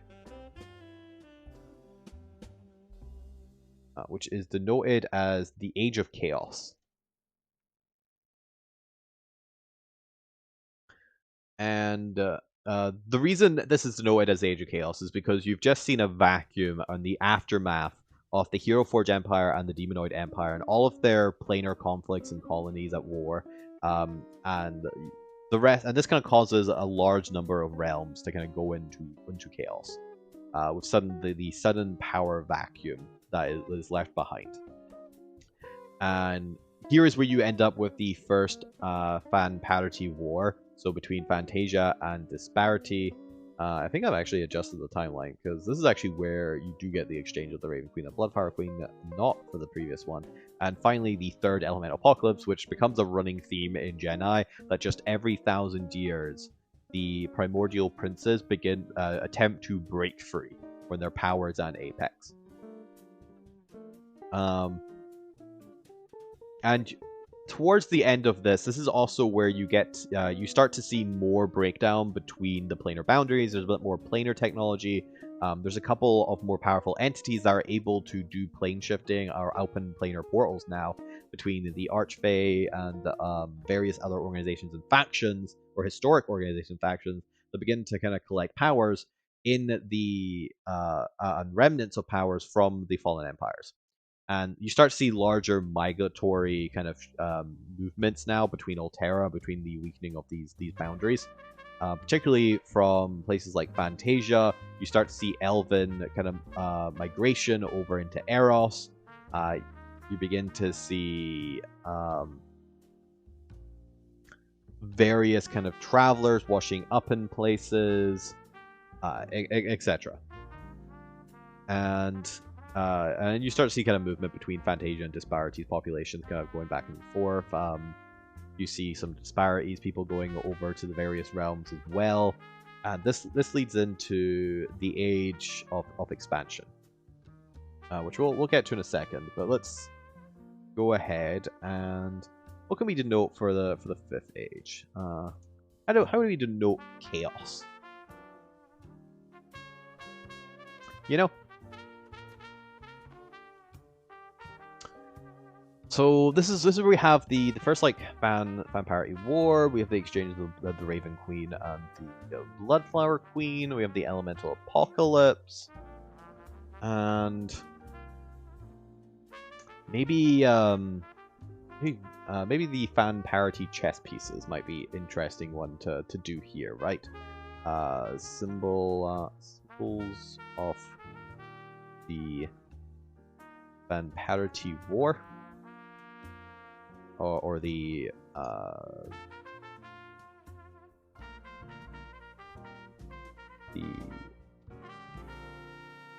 Arch.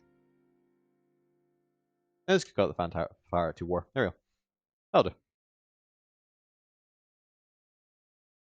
And this is where we get into the 6th age.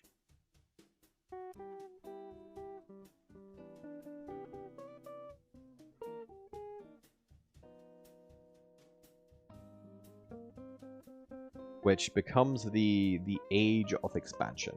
We're just gonna call this one expansion. But this is where we start to get into more modern history, or at least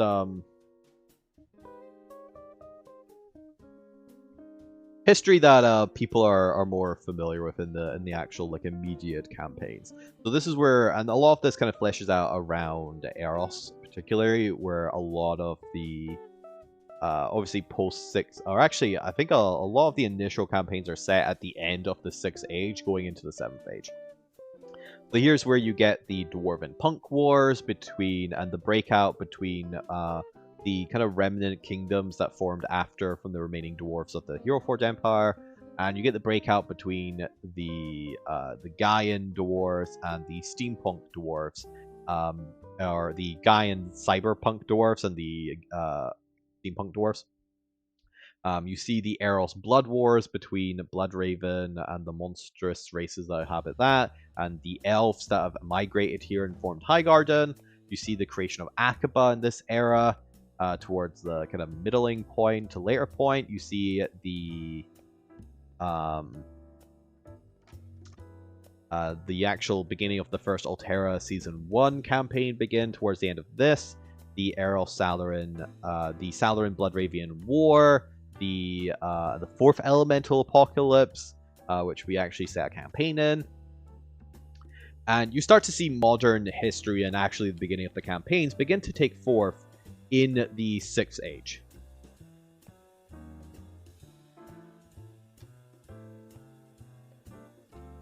Which will oh, see, there's so many little tiny parts, and we're just gonna put the Alterra like or a slightly modified, decolored version of the Alterra logic, because we kind of want this to be black and white for the most part, with little hints of color.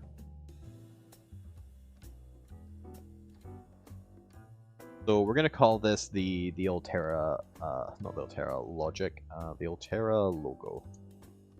There you go. Because this is where we get into mainstream Alterra, is towards the end of the 6th age.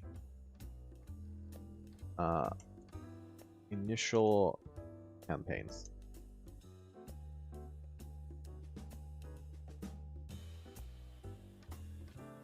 And this is where we get into the 7th age. Or at least the transition into the 7th age. We're still transitioning into it, technically.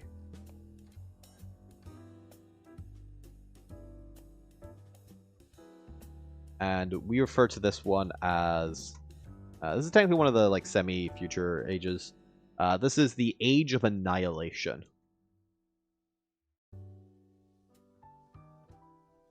And we'll get to that in a second as to why. This here. So at the end of the 6th age, you have the various kind of campaign plot hooks going on throughout the world. You have in Eros, you have Alterra Season 1 and 2 going on, with the Rise of Wrath, or the Pride arc and the Rise of Wrath. You have the Salaran Bloodraven War. You have the 4th Elemental Apocalypse going on in the Princess of the Apocalypse campaign we set in Jedi. You have various other things going on towards the end of the 6th age. But the main point that kind of denotes that, and like I said, each one kind of has a major catastrophe. The transition for Eros, at least, which is one we've had most heavily documented. The Jedi, probably the second one with the Apocalypse. But for Eros, the main transitioning point between the end of the 6th age and these final wars and the beginning of the 7th age are the Ragnar Crusades.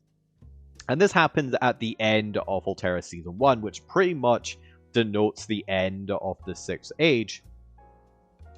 And this is where portals underneath either the 3 main city-states, or the 3 city-states and on the outborders of the 4th one, come and actually destroy the cities of Highgarden, Bloodraven, Salaran, and force under siege the city of Steamforge, as well as the rise of Aqaba as the main power and influence in the Eros realm.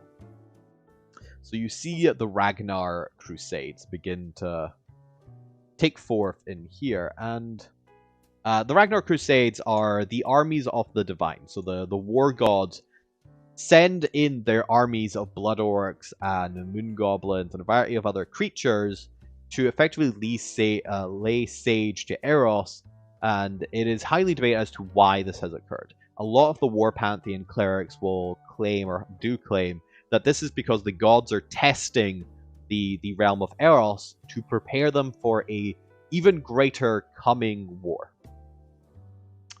This is where you get the Ragnar. Ragnar is also one of the Divine Planes, and particularly it is the Divine Plane of a war.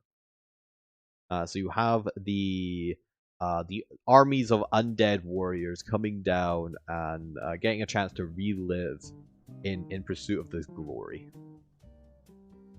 But as you can imagine, there is massive immigration from the destroyed cities and refugees into Aqaba, and for a while, because I believe the Ragnar Crusades go on for about 2 to 3, I think maybe 4 years, depending on how you measure it. Aqaba is really forced under strain to come together and start building. This is where you see the transition of power.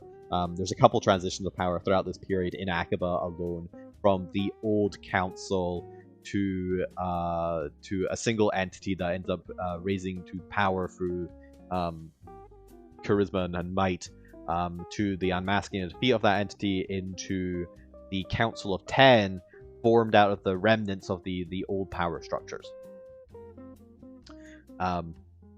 And this is where you start to get into the 7th era, which is heavily denoted, as we mentioned here, by annihilation.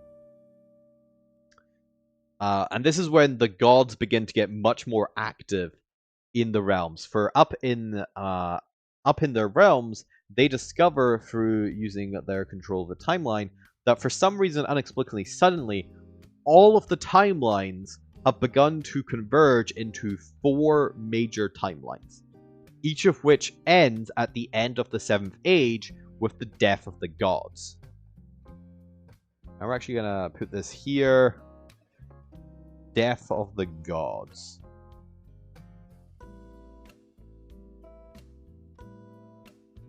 So the Age of Annihilation is when the gods start to get really heavily active because they begin to get really paranoid and freaked out with the fact that they have 1,000 years effectively to figure out how to stop these timelines coming true. But everything they do, every plot, every scheme, just ends up shifting one of the timelines to the other potential timelines. And no matter what they do, they are unable to break out of these 4 potential timelines that lead to their annihilation, that lead to the annihilation of the gods, and into what is known as the 8th Age.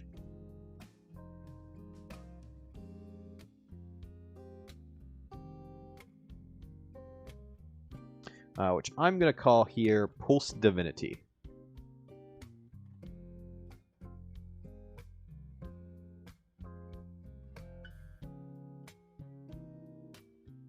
And we've seen this in a couple of the campaigns for the plots from the gods.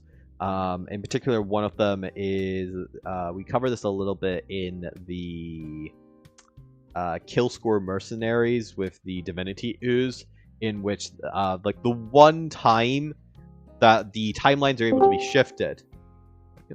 Hello. Hi. Oh, hello, Bob. Welcome to the stream. Yeah, I saw you streaming. I thought I'd come say hi and see what you're doing. We are discussing the timeline of Alterra and doing a little map out of the various regions and kind of coming up with like image ideas for each of the ages. Ah. Alright. Sounds like fun. Yeah. Just playing a game with one of my friends. The D&D session I was supposed to be playing tonight, I think, has been postponed as well because a lot of people in that group had issues, real life issues, so Yeah. cancelled. That's fair. It happens. Have you actually checked out the stream? We have a new camera set up. I'll give it a look. Then give it a second. I'm in a game, so it's like No, don't worry about it. Just so you actually just joined us as we were talking about the 8th age and which we've called the Age of Post-Divinity. Post-Divinity. Post-Divinity. Now, to bring you up to date here, or up to speed here, Bob. Generally, you guys play in the beginning of the 7th age, which is denoted by, at least in Eros, because each of the different realms have their own like exact point and catastrophe that they mark as the change of an age. But in Eros, which is one of the main settings that most of your characters end up coming from, it's denoted by the Ragnar Crusade, and the ramping up of the gods starting to kind of take an interest and plots and schemes within the Prime Realms themselves, as at the beginning of the 7th Age, as the Ragnar Crusades happen and various other things, the Prince of the Apocalypse campaign happens over in Jedi. This is where we get into the storyline we actually touched upon in the Kill Score Mercenaries, where the gods have realized that for some reason every timeline has like converged onto these 4 main timelines in the future, each one ending at the end of the 7th age with the death of the gods. Apparently your audio has been duplicated. Being duplicated? Yeah. Or banned. Oh, apparently it's a bit of an echo from since you joined. Oh no, I didn't do it. I didn't break it. Wasn't my fault. Oh, apparently there's a button here called Timeout for Bob. I know that too, but I'm still tempted to. Okay. Alright, speak some more, Bob. Hi.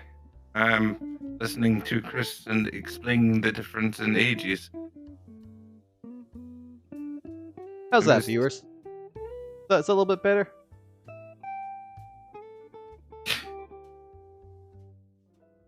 Because otherwise, I have no idea how to get rid of that echo, because I actually can't hear it.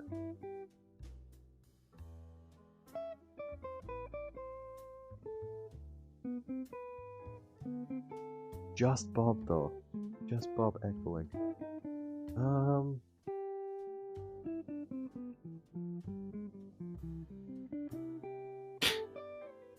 I duplicating Bob somehow? It'll only be coming through on the live stream.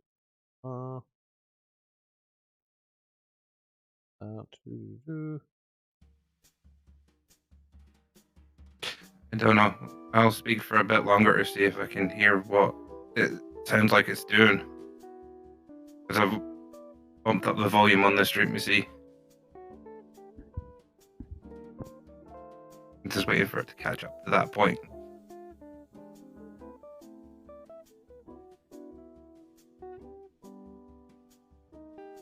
Yeah, I wonder if it's because it's being captured through the Discord overlay, but also it might be being picked up on my mic, is what I wanted to check. Bob, do some talking, because I actually see what's coming through the mic. Yeah, I sound kind of weird when on the stream. I don't know what it is. I'm not sure if it's duplicating it, but it sounds kind of weird. Which is weird, because we didn't have this problem when Ben was on the stream on Tuesday, so I'm not sure why it's only happening for you all of a sudden. Let me try jump it up a channel and down a channel, see if that changes anything.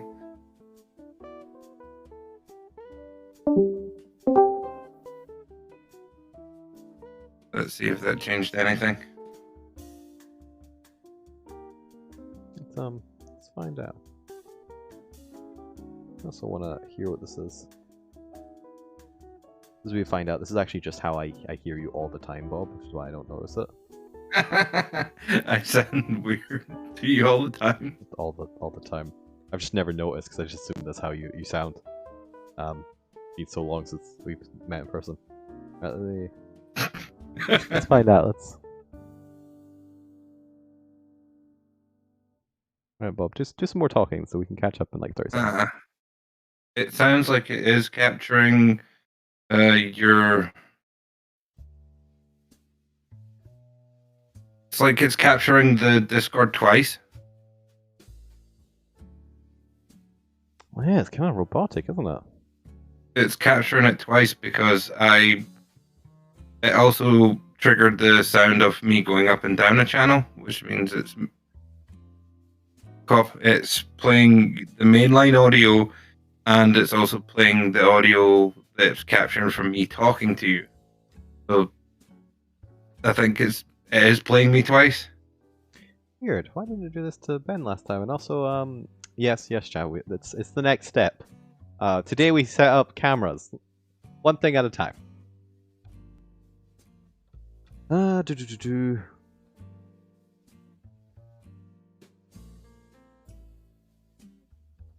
Something I can do there.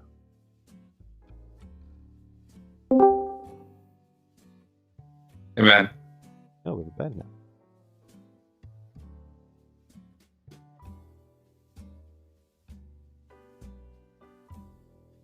Ben just wanted to be on screen. Let's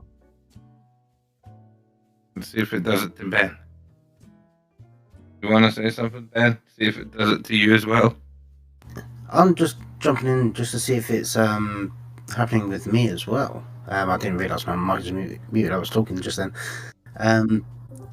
There's like a 30-second delay between actually jumping into channel and speaking than actually, than it appearing on the stream.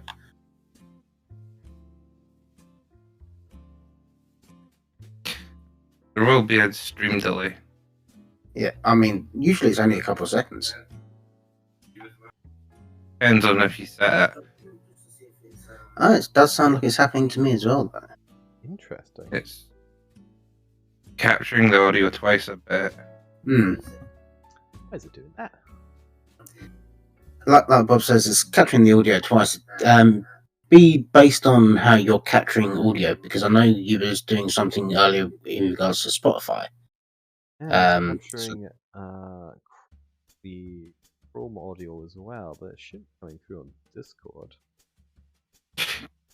I don't It's know. not coming through on Discord, only on the actual stream.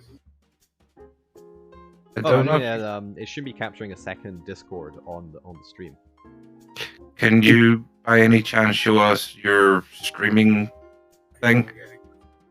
Maybe, but I'll just switch to OBS by the next time I stream. So Yeah, it will be a problem we'll there. get you set up on actual OBS rather than the Twitch software. Yeah. I just want to focus on cameras and stuff today, so we'll do it next. But to be fair, we're also over 2 hours, and we're coming to the end of the age. Apparently, we're just going to map out the thing today. So I don't know. Today, Bob and Ben, if they want to stay and chat as well, are just going to be robotic for a couple minutes and just pretend they are underwater robots. We are underwater robots doing all the things underwater. I was more coming to say hi. I'm also in another game, so I need to jump back up to another Discord. Fair. Tell them all to come follow the channel, even if they don't watch. You can do the numbers. Yeah, will do. So, yes, as we were talking about, a lot of the games take place in the beginning of the 7th Age. A lot of the initial campaigns having set in the end of the 6th Age.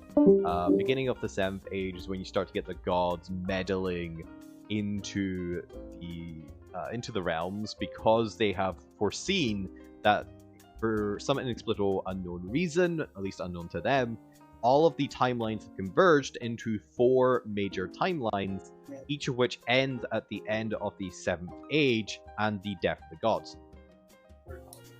And this is where we got into the kill score kind of plot line of the 4 main timelines being either the rise of the Phoenix Empire, the rise of the 8th Order Syndicate, the rise of the I think it's House of Elite, and the 4th one, which I actually don't remember off the top of my head what the 4th one was.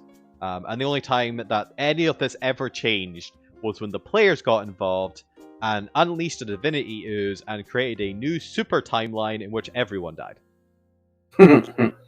So yes, at this point the gods are pretty freaked out at this point, because they are prophesizing that they are all going to die in less than 1,000 years. Or less than like 900 and something as we get further and further into the 7th Age. And they slowly begin ramping up their plots and their plans, trying to do anything they can to shift these timelines away from their demise, to save themselves. And this is where we end up getting into the 8th Age, and we start getting into time travel plots, where either the players end up going into the future to uncover knowledge about what's happened.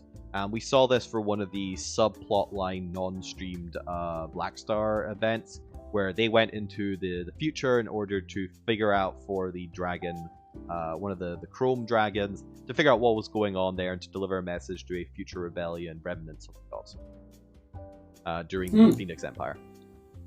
Or we get into entities from the future coming back to the past to try and force their timeline to be the correct timeline. And this is where we see time traveling members, or I believe it was mind flayers from the House of Elite future, where they go back into the past and trying to prevent the Order of the Silver Chain from doing something to convert the timeline to one of the other timelines.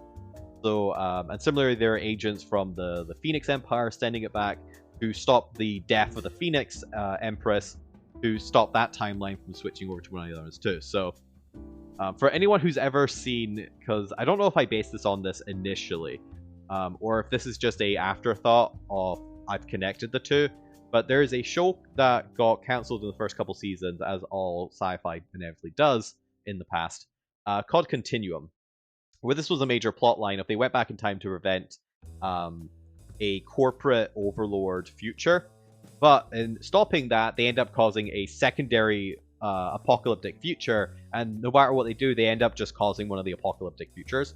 And I really like that idea for the gods as one of the main driving plot, or driving forces behind the plot, off the That's a 7th bit age. like what's happening with like Umbrella Academy.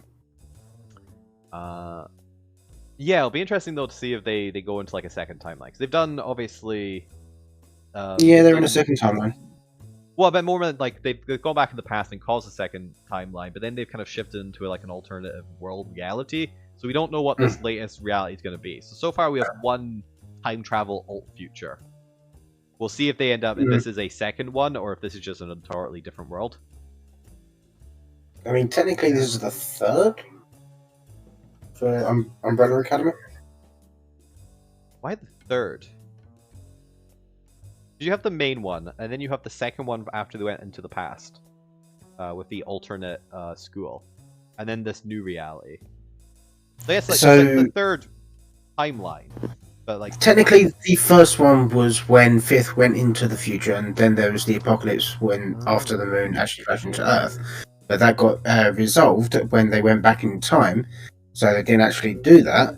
And then the new timeline, or second timeline, came about during the events in the past, which is the future with the Sparrow Academy, and then the third one will be after what happened in third series. No, that's entirely fair. I actually forgot that we had gotten like that was a different timeline in the future. You're right. For the initial series. I think so. We only see flashbacks of it. That I just consider it to be the first timeline. Right. To be the main timeline, because we never see a second future yet. Time travel, man. Wow. Yeah. Wibbly wobbly, timey wimey.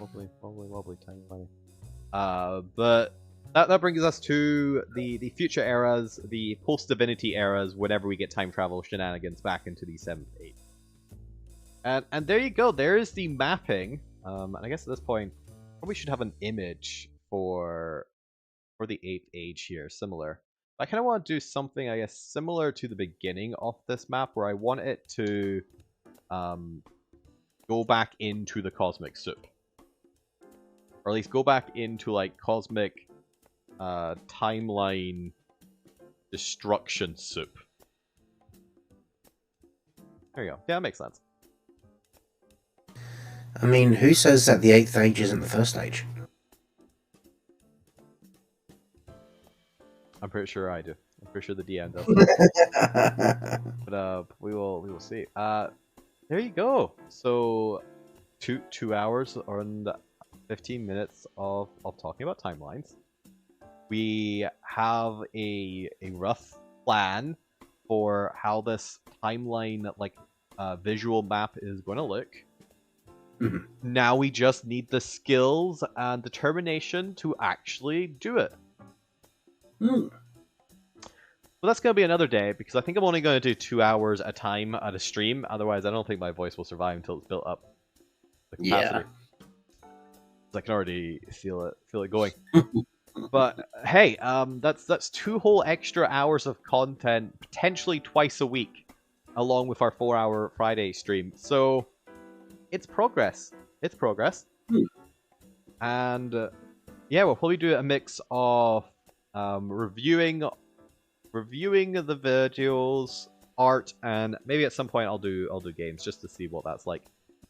Yeah. I'll start up a new civilization game, and I'll call the main city Aqaba or something, as we expand the empire of Alterra to the world.